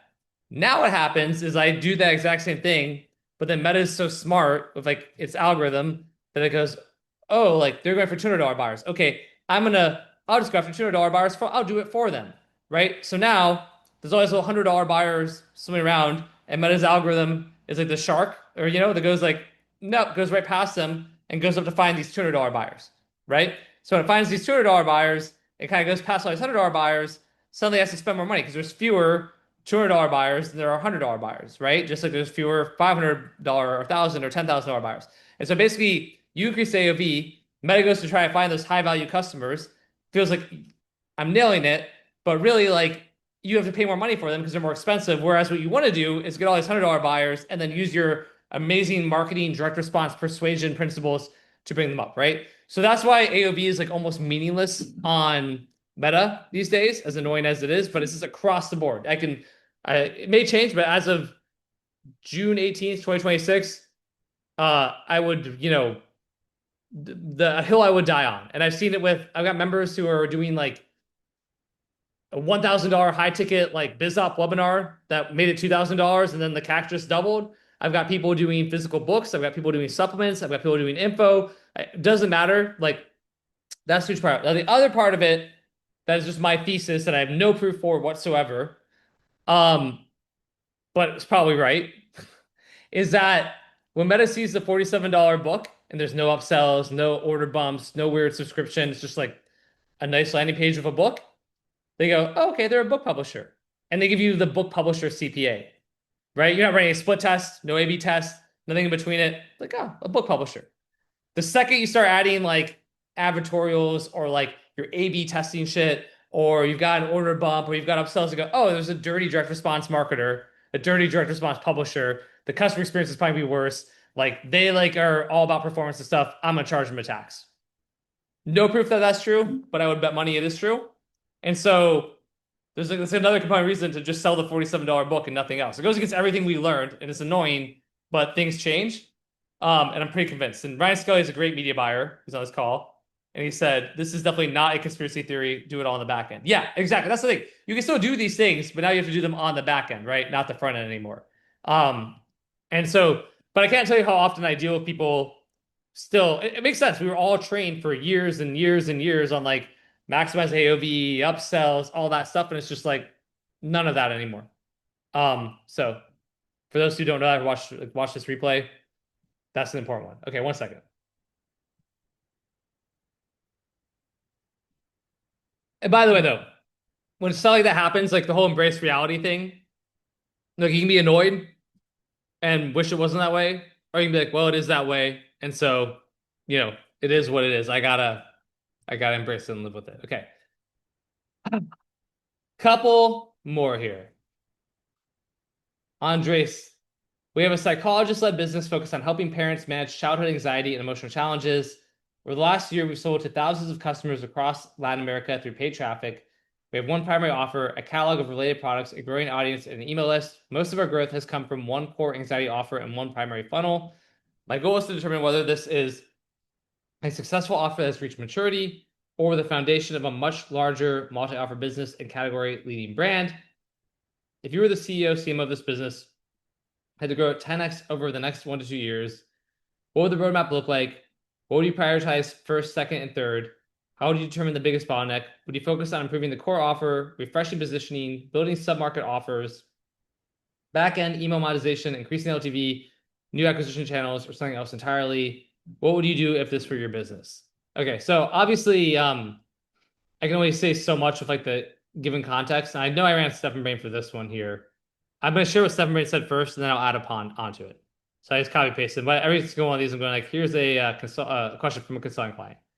So Stephen Brain went, first of all, either or framing is wrong. Mature offer versus foundation of a category lean brand. A mature front offer is exactly what the foundation of a big brand looks like. The fact that you've sold thousands through one funnel for a year doesn't mean the offer is tapped out. It means you found a wedge that works. The question isn't, is this a ceiling? It's what's the cheapest, fastest lever that lets me tax from here? So let me answer that, which is true and good. So Stephen Brain talks about, as far as the bottleneck goes, right? Like, it obviously depends on numbers. And so basically there's CAC and blended ROAS in the core funnel. You know, there's first order AOV, there's repeat purchase rate, this long-term LTV, email revenue, all these things, right? And what Steph and Brain bet money on is that the bottleneck is LTV. And so I don't know enough about the business to like answer, so I'll drop this one in the chat too for the if Andres is on the call. Um, I don't know enough from this alone to understand that, but I would say that there's probably a lot of validity in that. Like I think that, if you've got this product, you're making a lot of sales. Yeah. Oh, cool. Yeah, yeah. LTV. Okay, cool. Because Stephen was right. Perfect. Andre said I'm here for my context, but yes, LTV is the big bottleneck. Um, I mean, what does it look like now? What is like the offer structure now, Andres? Like what you've sold to thousands of customers. I mean, what are they buying? And then is there like an ascension funnel? Is there like stuff that's on LTV? Like what are the kind of what's like the current kind of product stack or offer stack? If you want to drop it in the chat. There's a lot to type. I could unmute you, I could let you just talk. Let me see. There you go. Anxiety ebook, Hey, $9, two order Stefan. bumps. Hey, how you doing? Good man. Good. Thank you for doing this, by the way. Yeah. Yeah, I typed in basically the whole order funnel structure and some of the prices. The biggest issue is just on the front end, like it's the Latin American market, so there's a few issues. It's not like it's a little different from selling in the US because there's payment issues. There's a lot of distrust in buying online. Um, I've mainly sold to the US, so that's been like the biggest kind of shift for me. Um, and then the AOV like has pretty much stayed at like $15. The main like anxiety book is $9 to give you Right. some comparison. So I've been able to keep it, fairly steady in terms of CPA and but the AOV just won't go up. I could definitely test more, but it's just stuck. And then in terms of LTV, I try to sell through email, but it's been a challenge. It's been a challenge. It has barely moved up in the past 3 months that I've been doing really focused Yeah. on selling on the back. What would it make sense to like put customers into like a WhatsApp group or a Telegram or something? I think WhatsApp because I'm thinking international, whatever. Like Yes, a yes. yeah. That's a Eh, big thing in Latin America. What's up? Yeah, so I might even do that, where it's like join our like WhatsApp community, get more support, talk to others who are going through it, yada yada yada. Because like I think that like I mean email even in the US is just like not what it used to be, you know? Okay. And so I do think that would solve some of that sort of engagement. And then I think, and you make it a good community, right? Like people are sharing success, questions, like getting help. Like you don't have to sell that much. In fact, what I would probably do, related to that, brainstorming with you is like probably run some sort of like webinars or like things like that, or like people like, going live if there's like an expert, whatever it is, and like, promote it through that WhatsApp group and get people like to come on and like, and then you can sell them higher package stuff there. Like, so that's one way I'd look at doing it, figuring out what the right offer is. You mentioned like the 8-week plan, but I'm assuming that's sort of like just like a guide, like another like an ebook PDF type of thing, or like Yeah, it's a PDF. yeah, I mean, I think you could still create some sort of like more flagship kind of like, done with you coaching. It could be like automated. It doesn't have to be like with like the expert or the spokesperson necessarily, but like so for example, we had a guy in pro, he only lasted for a while. It was a little bit frustrating because he was sort of all over the place, but he was in the Latin American market. He was running like challenge funnels and they're selling like $1,000 to $3,000 like sort of packages. There's at least 1 or 2,000, maybe up to 3,000. But he would do like $30,000 to $50,000 per like challenge funnel he ran. That's like LATAM people, and it was like, you know what I mean? So there's still money to be made in Latin America. I'm not saying you need to run like a Yeah. challenge funnel, but like, I think you could have some higher ticket stuff. But I think that it's more about the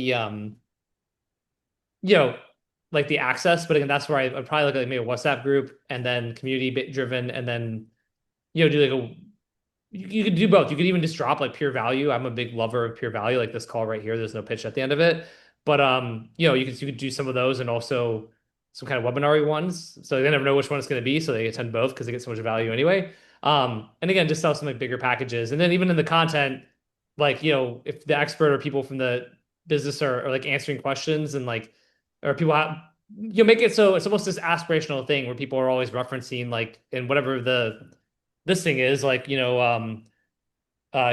saw these great results, so people like ask about it, want to know about it, get on DM about it. If you guys have a sales team, get on like it's a big lift, but I don't know, that's the way I'd be looking at it. I think that's probably where you extract the most value, to be honest with you, and then you can just keep cranking on acquisition on the front end, but then you've got this ascension funnel. I do think that's probably the move. Okay, perfect. Thank you. Thank you very much. You're welcome. My pleasure, man. All right. So Sophie had asked like, create a system for stack ads. She can generate lots of angles and concepts. Her hit rate on stack ads stays low. And when something does work, I can't figure out what actually made it win. So I can't replicate it. What system do you use to test creatives in a way that gives you clear signal, not just random wins? Specifically curious how you track variables across long form copy and visuals without it becoming a mess. And then meta campaign structure. What's advice points to an ABO at $100 a day? That's so much burn for her stage. She's used BidCap, but like with her new ad account, BidCap barely spends. So this one, I asked Stephen Rain about, and I had like a good little answer here, which I'll show the link to. But I was just like, can you just make like a document for Sophie with what we talked about? Okay, here it is. And so basically, I just create. It's got like an entire. I basically Stephen Rain just gives you is like the entire answer. So I'm gonna make this. Anyone with link can view. I mean, essentially what Stephen Brain said, so it's like not just me being like, here's Stephen Brain, is like essentially like if you're changing too much stuff, right? Like the angle, the hook, visuals all at once on different winners. So like, you just basically test one layer at a time, and I create like a little system and testing plan for doing that. And then kind of, how to do like a more consolidated meta media buying strategy and not just like ABO. So like here is that Google Doc. And then here is sorry, one second, guys. Here's a stubborn conversation. So hopefully you're on this call. But yeah, you're welcome. Should be helpful for multiple people. Boom.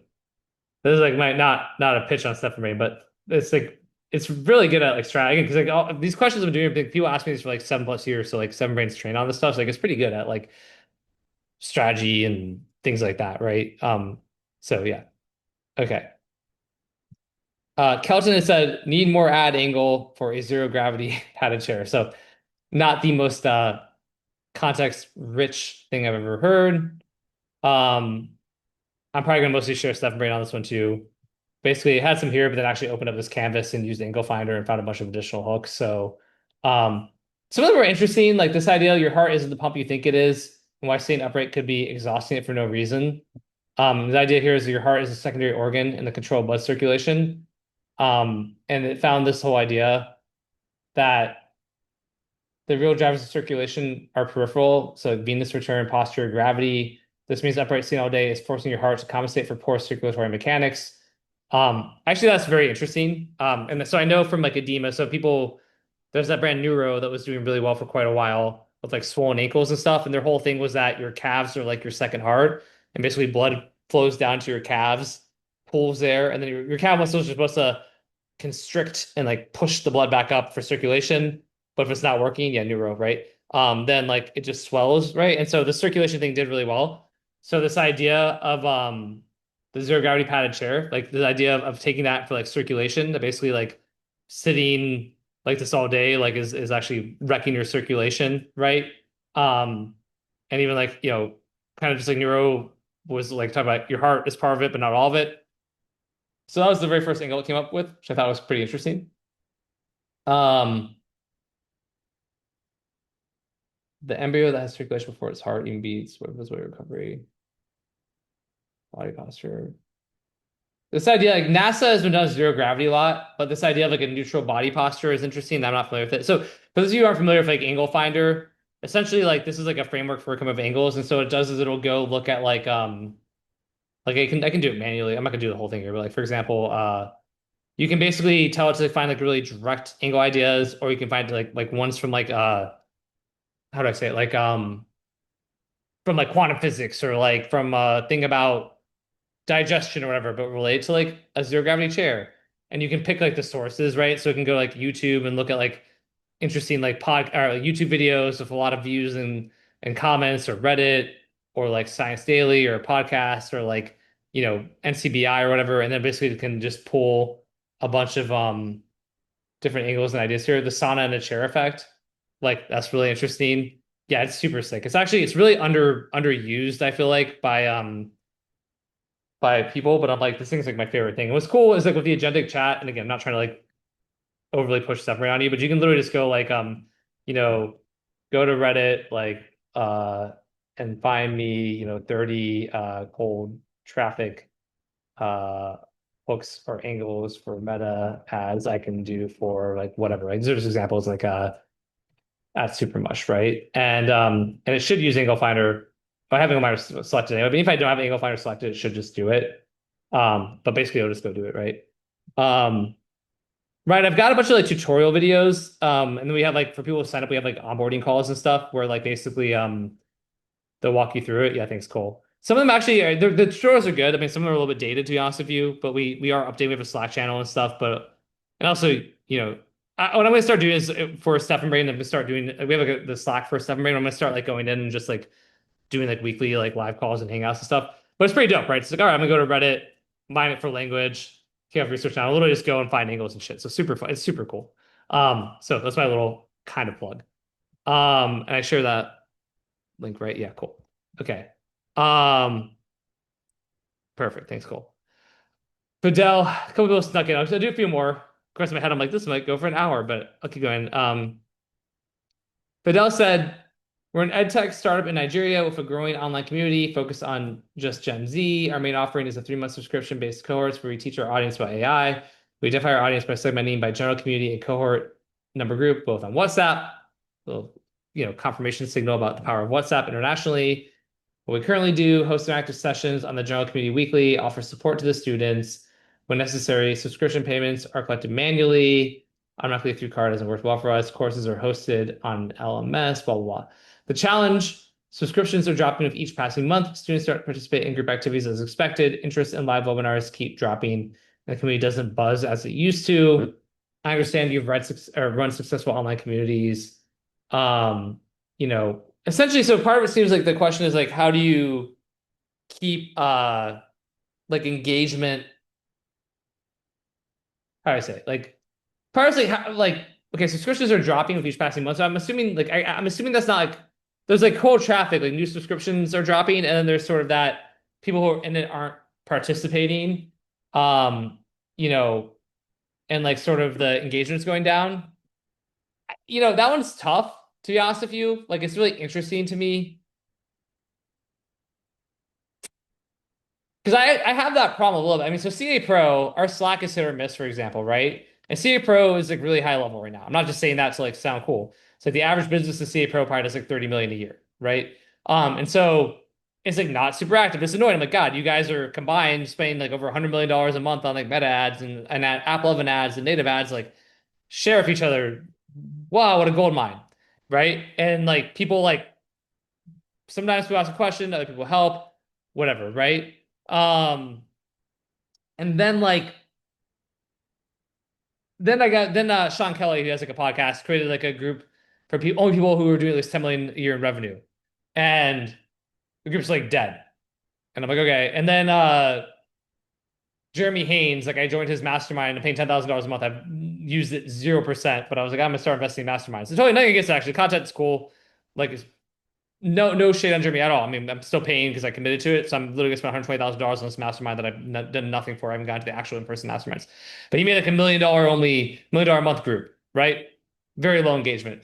So part of it I think is when people are busy and high level, like they don't use it. Now, that being said, if this is more like BizOp, Gen Z, uh, you know, using AI, like why are they not as active or showing up? I don't know. I mean, some kind of touch point. This is not my zone of genius, to be honest with you. I mean, I think that like there's a couple of theories I could give you. One is like maybe they aren't early, they're not getting enough value quickly enough that they feel like it's still valuable. You know what I mean? Like they're not if they come in and they feel lost or they just don't feel like the content is good enough or whatever it is. I'm not saying this is the case. I know you said you used to buzz and all that, but it's like, you know, they don't feel like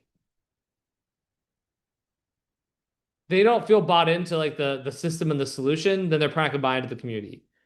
Um, another part of it is maybe just if it's very top down versus community driven or led.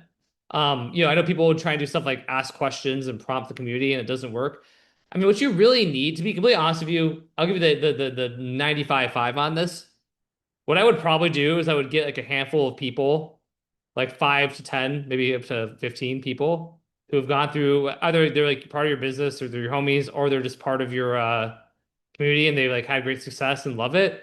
And I would essentially just incentivize them to just be like conversation starters and like be active.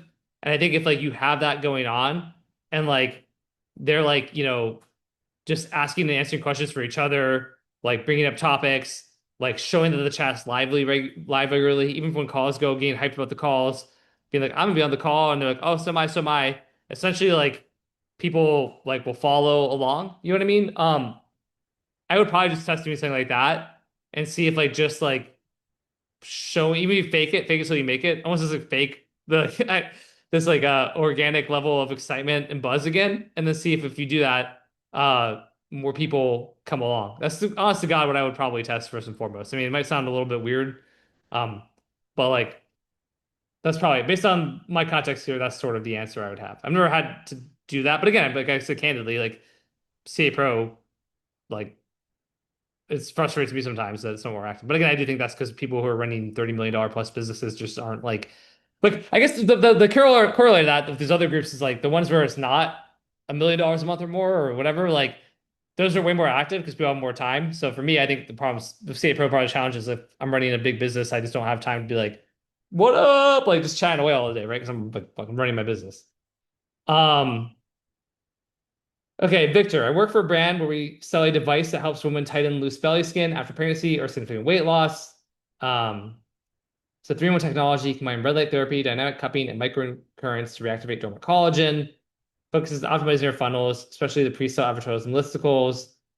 Brand generates strong numbers through a quiz funnel, but we've noticed that portion of our traffic doesn't like completing quizzes and prefers reading the advertorial instead. Um, I'm working with the brand for 3 months. My job is to build advertorials that convert to cold traffic. Here's my biggest challenge.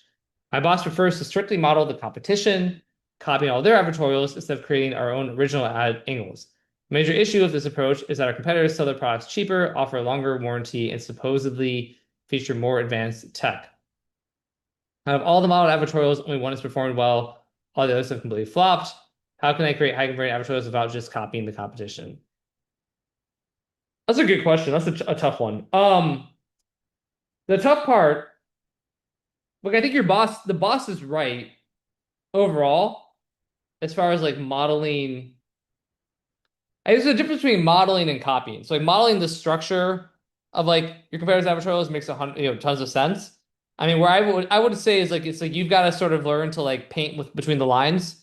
So like even if it's a similar structure, like a more compelling angles and hooks, or figuring out the differentiator, right? So like, you know, um, you say supposedly more feature advanced, but it's like, show people why 3-in-1 is like the best, right? Show them why your type of red light therapy is better than others, even if whether it's true or not. Like many other devices have 570 megahertz, like you need 590.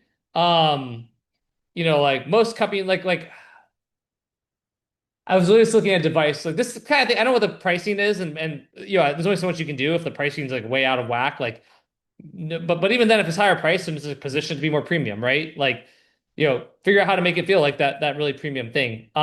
I was looking at a device yesterday, and I'm not going to give away what it is, as another CA remember, but basically they're like imitators. Like we have like a one-way valve in our product. I'm trying to be, and this will be kind of generic.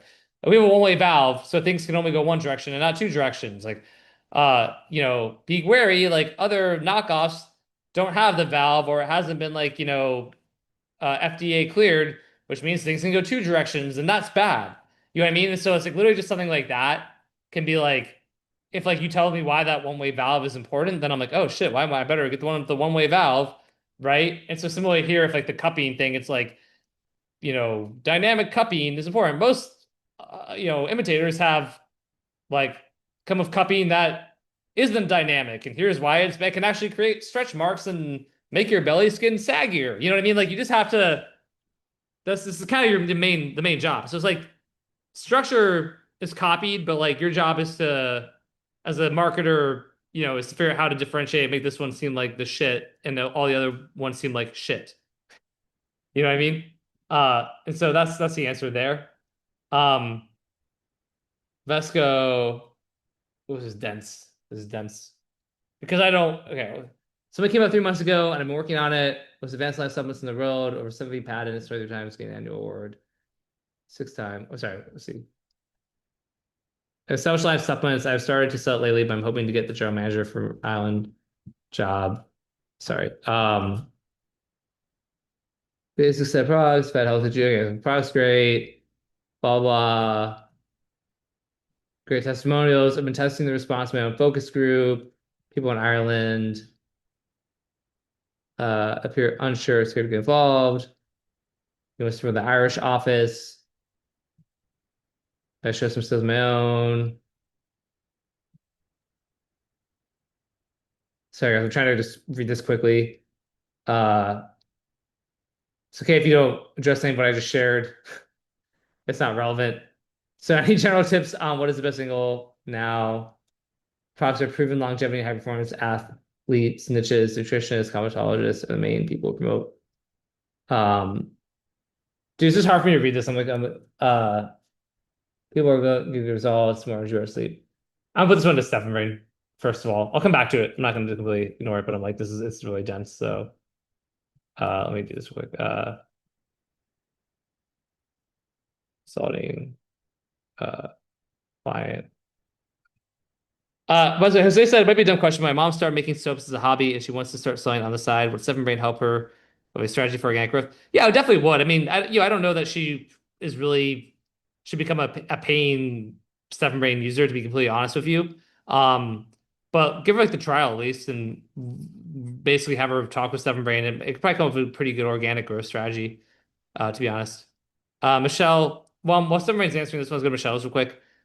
Using the Occam Razor approach for a beta launch for a fintech done for you trading product, VSL survey, Google Docs, sales page, book a call to close with meta ad traffics.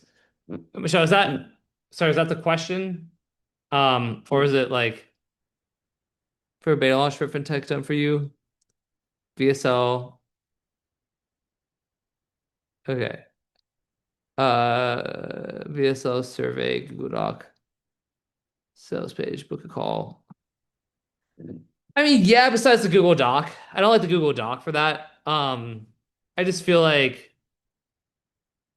fintech done for you train products. How much is the Oculus Razor would be 15K. The Oculus Razor would just be like, VSL or something like that. Link to book a call, book the call, send like the reminders and stuff to make sure they show up to the call. Get them to show up to the call. Sell on the call. Right? I mean, the survey would be like a post book a call thing, I guess, to kind of understand them, I'm assuming. Right, you want to qualify before the call. I mean, fair, but like that I would just do that in like the book a call. Yeah, yeah, it's fine. That's fair. But I would probably do that in like the book a call thing. I would just qualify them in that, like the form that pops up. I guess that's like the survey. If you would call it a survey, that's fine. So like that part's fine. I don't know about the Google Docs sales page. Like I'm not sure like I know you're trying to pre-sell them, but I mean it just depends. But again, if you're saying the whole point, there's two different things. You're saying Oculus Razor, right? And so it's sort of like getting baseline data anyway, like how many people book the call, how many people show up to the call, what's the quality of the leads of the people who show up to the call. You know what I mean? Like, and again, I was still, I think trying to qualify them is fine, but I would probably just do it mostly on the form. Like, this is going to be like in the VSL and the form actually, right? Um, so that's where I would might eliminate the Google Docs sales page, book a call to close thing. I would literally just do like yeah, I would just do it that way probably. Cool. All right, all right, Marielle, let's go back to what Stefan is saying here. This is for the one about from Vesco. So see, you're running two completely different sales, trying to make the hard one first. There's the product sale, people feeling more energy, blah blah. You've got that working. There's the business opportunity sale. Come build a downline. Those are not the same conversation. You're the second one. That's why Ireland is going cold on you. Scared to get involved isn't fear of the product. Nobody's scared of better health, better sleep. They're scared of what getting involved means. The second an Irish person smells direct selling, the brain fills in the rest, pestering friends, being the person at the dinner table for pitch, ending up in something that looks like a pyramid. In a country that small, the real fear underneath is what will people think of me? Reputation travels fast in Ireland. That's why you're hitting. So the move is to stop selling the opportunity entirely on the front end, take it off the table out loud early. Sell the product, create a base of generally happy customers with the opportunity to become a quiet, by the way, only ever to someone who's already thrilled and who asks you first. In the small, you don't recruit, you create customers, and a small fraction of delight customers self-select into building. That orders everything you're trying to harvest before you planted. On credentials, you've got a pile of them and they're all not equal. Triage them. The product trust ones are gold. Um, only line approved for Olympic athletes, clinical backing, all that. The income one, your sponsor. Basically, yeah. But essentially what it's saying, which probably makes sense, is like lead with like the product, not the product plus the MLM component of it, right? So I'll share this link here for Vesco. I'm not sure if Vesco's on the call or not, but that was the answer there. And then last one, probably, and maybe we'll just chill for a second in the chat here. There you go, buddy. Yeah, of course. Um, was Marielle. How to do a beta launch, test this out. The beta launch will be to offer concierge services resume, thought leadership positioning, market research of options for the target audience. Sorry, development of a high-end 50K offer for C-suite executives, 55 years and over, want a career pivot for protection from layoff and to leverage AI.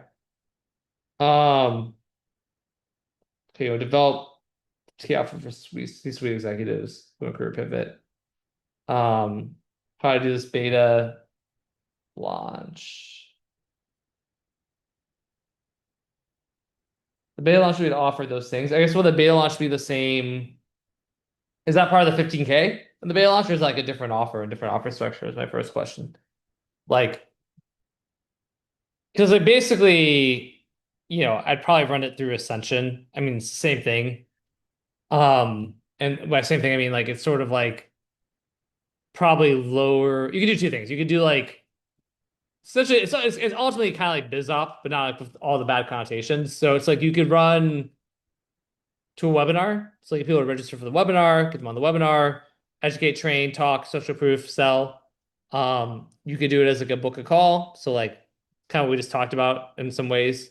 Like a meta ads or VSL, like book a call, see and get the plan. Or low ticket ascension, right? Like low ticket, sort of like you know, like the silver, like the silver bullet plan, something like that. I don't know. Something I was doing a silver, like a silver fox or gray or something like that. Like something like essentially the silver, like silver and like the bulletproof silver plan or something, the bulletproof silver. I don't know, silver. That's not the best name, but essentially like, hey, like how to be positioned to thrive with AI, blah blah blah.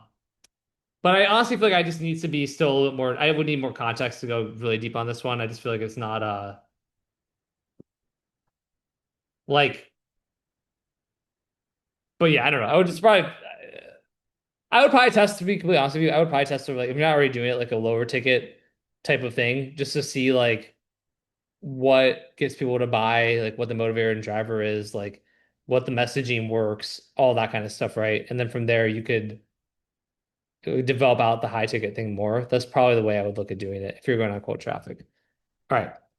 Got through the whole Google form in an hour and 51 minutes.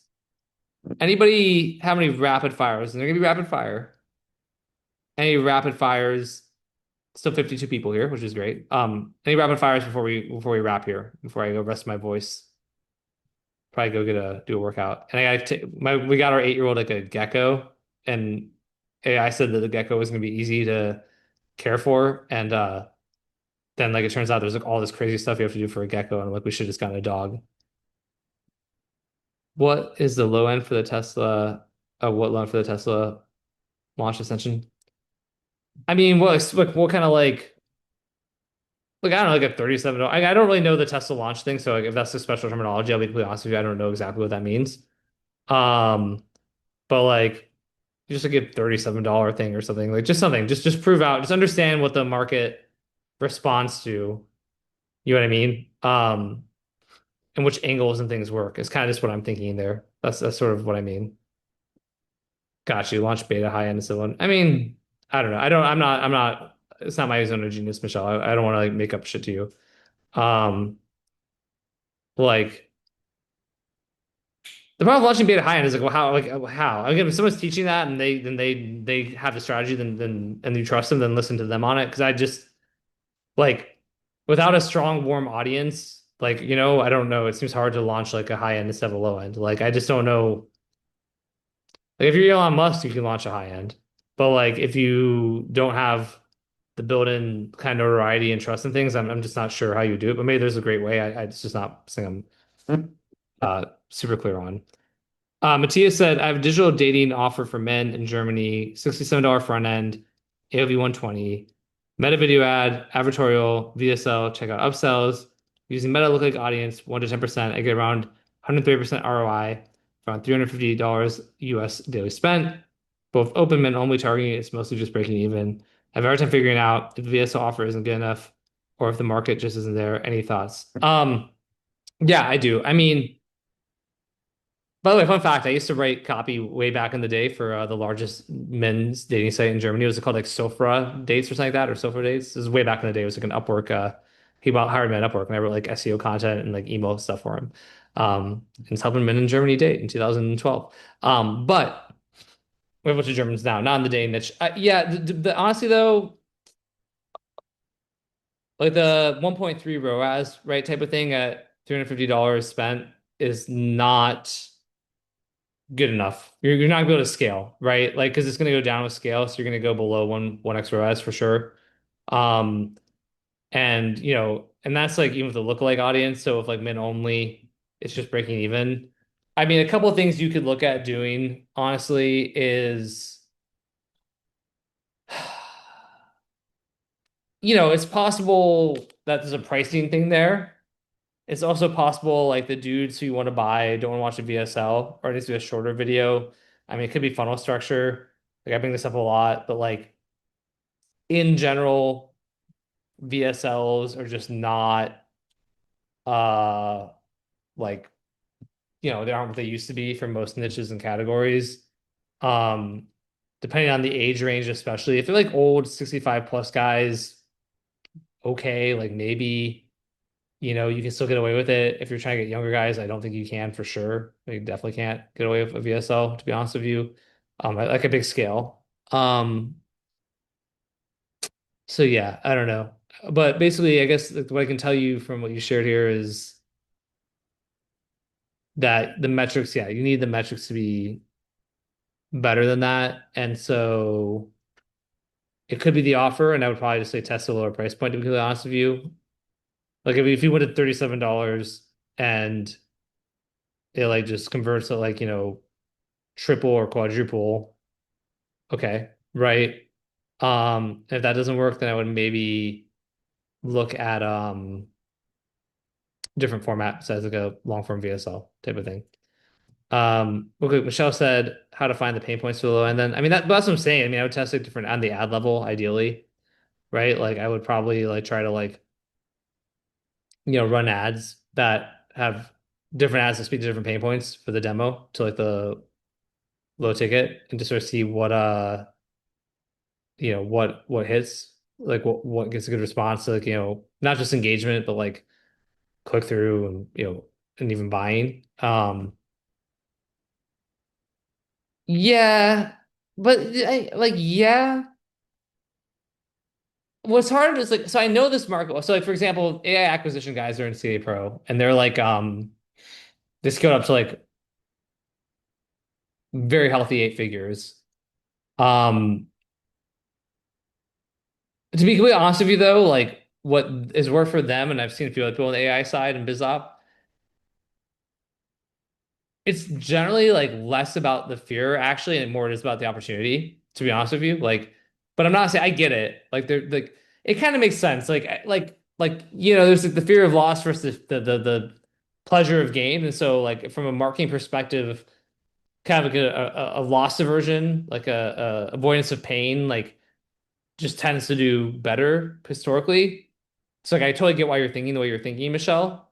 Um, at the same time, there's maybe an argument to be made that like the person who's sitting around really scared of losing their job to AI, are they sort of like the best customer? Are they in the best mental state versus like the person who's like excited about AI and wants to either like, okay, it's almost like if you go to like the like you're gonna, it's almost like the testosterone things from back in the day. It's like you could run circles around the young guys, right? Like, suddenly you're actually the one people are going to, like your younger colleagues are like embarrassed because you're like way better with AI than they are. Like make it a promotion, like be asked to head a whole new division at work.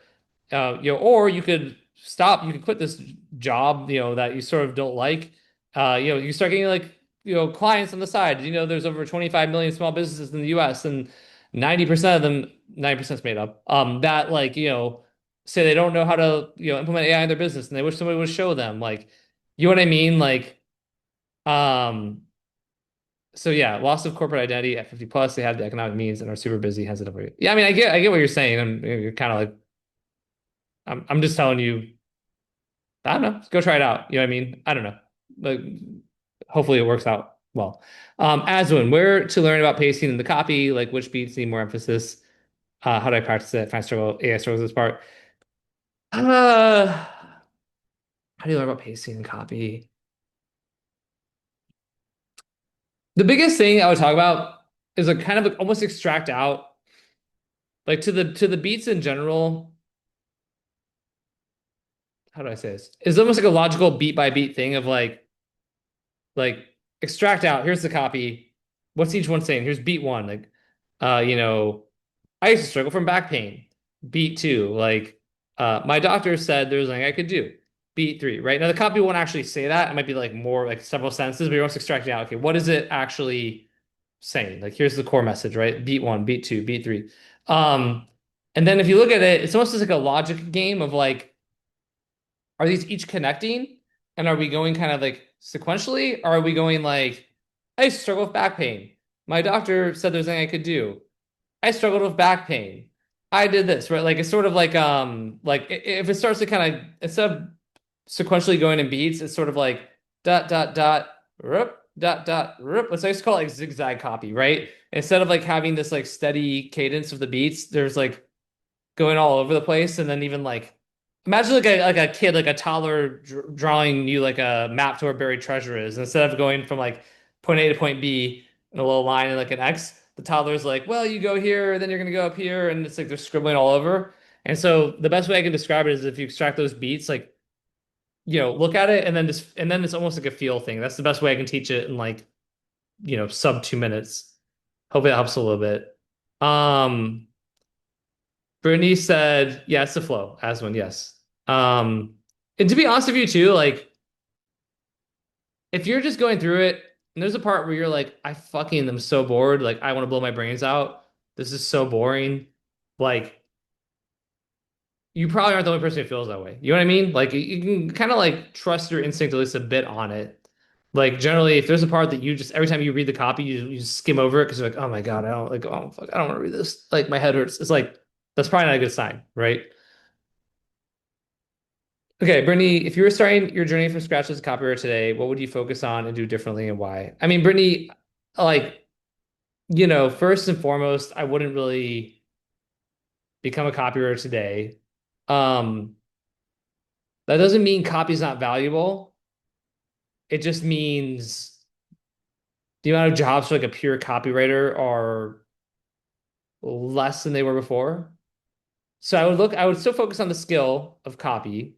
So I would go like study, I would like consume free content. Like I've talked to this about people before. Like if you go look at my YouTube, like I haven't put like a ton of YouTube content anymore, and I don't like teach copy anymore. And sometimes somebody will come like find my content, like watch a bunch of my YouTube videos from 2021, 2022, 2022, whatever, 2019. But they come in and they're like, "Oh, I just found you. I'm so excited for my copywriting journey." And like they're sort of like their picture of me is like 2022 me. And then I'm like, "Oh, well, like 2026 me is not doesn't really talk about copy or teach it or whatever, right? Like directly." And I feel like I'm taking all the wind out of their sails. But that being said, like I feel like I put out a lot of great content during those times that really does help. I don't think there's some secret paid copywriting training. Like I put out some courses that were great over the years, RBC 1 and 2 and stuff, but like um the point is I think you get a lot of the value from YouTube and then actually just practicing, like going reviewing, looking at ads, going through funnels, dissecting and understanding. If you use something like Stephen Brain even on the trial, kind of tell it to like dissect ads and like I would definitely do this, but I would definitely go at least use like the 3-day trial for Stephen Brain and be like, give it ads and be like, dissect it. What makes this great copy? Like help me understand it, right? And you can do Claude and other things too, and it'll probably give you decent answers, beyond Steph and Brain. So you don't not again or chat or whatever. Like I would probably leverage AI to like help me understand great copy elements. So it would probably give me a pretty good broad level understanding. And then I would, really work on understanding like the so then I would use AI for like all my copy, but I would understand copy first, right? I would still want to understand copy. So there's value in just studying and learning. Then I would like, use AI so that I can be fast and competitive. And then I would try to understand sort of like the full marketing, like the creative strategist type of component is what people are hiring for these days. And like all of what that is understanding like it's really kind of angles and ideas for ads. So it's like looking at a lot of ads and then understanding that full journey from like ad to advertorial or landing page or product page and how they impact each other and sort of like the click, like basically from the view of an ad to the click of an ad all the way to the checkout and the conversion, like right, like to understand that journey and to look at that flow again and again.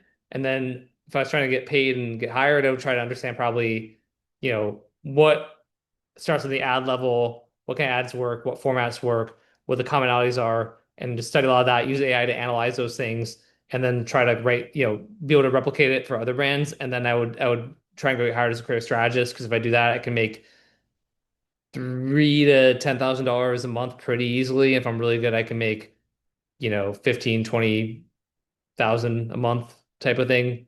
And so I would do it that way. Uh, yeah. As one well, so you get paid for your taste and judgment of ads these days.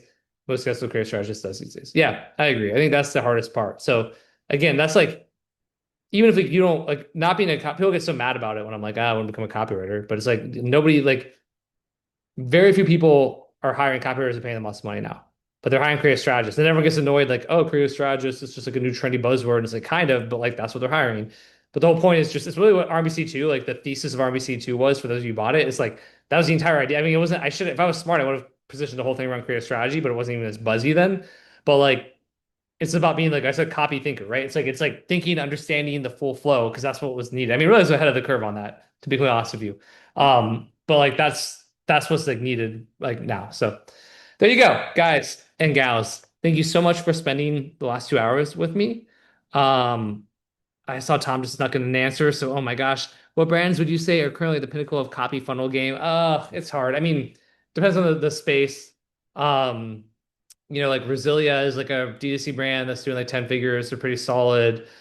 To be completely honest with you, though, so many of them are in CA Pro now. Like I don't want to mention them. Like it's actually kind of a pain point for me. I'm not saying that to like flex. It's just like if I told you the average CA Pro member does 30 million, and they're mostly doing D2C, and like they're working with me constantly. It's like okay, like so probably a lot of those are the best ones.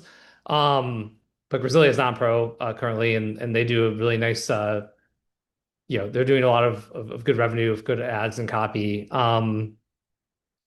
Again, it's hard on the spot with like not naming CA Pro members. I don't know. Um, yeah, I have to think about this. If anyone else has any others they want to drop, that's fine. Because I just feel like everyone I want to think of right now is on CA Pro. Um, John Garcia, last question. Then I am stopping probably. Do I feel a big difference when you write copy on ADHD meds or any other cognitive task? Genuinely curious. I mean, not really though, but because like I'm not going to make this into a long thing. I've talked about this before in the past too. But basically, I take a pretty reasonable. I take like 15 milligrams of Adderall a day. The max dosage prescribed to people is typically like 120. So it's like a small amount. It's like 10% of the max dosage. And I've like taken this. I've never, my whole thing was I'm never going to increase my dosage. I'm prescribed 20, but I only take 20. Sometimes I only take five or I only take 10 because my problem is actually that the tolerance of it. So like I eat regularly, I sleep well, I could take a nap. Like it barely impacts me at all. Like I think like sometimes I forget part of ADHD, like I forget to take the medication and like then I'll be like, oh yeah, I never took it. So it's like really not like a huge thing for me. I think when people take it, I used to do modafinil too though, but that was prescribed as well. But I think if people aren't prescribed it and they take like Adderall, like and then like just one time, then it's totally different. You're like, oh my God, like I could work all day. How can people live like this? I feel like I'm on meth, but like if you just take it regularly, your body adapts to it pretty fast. So I really don't think it's a huge difference to me. But if I didn't take it regularly, I took it, I would be like, this is fucking great, for sure. Cool. Yeah.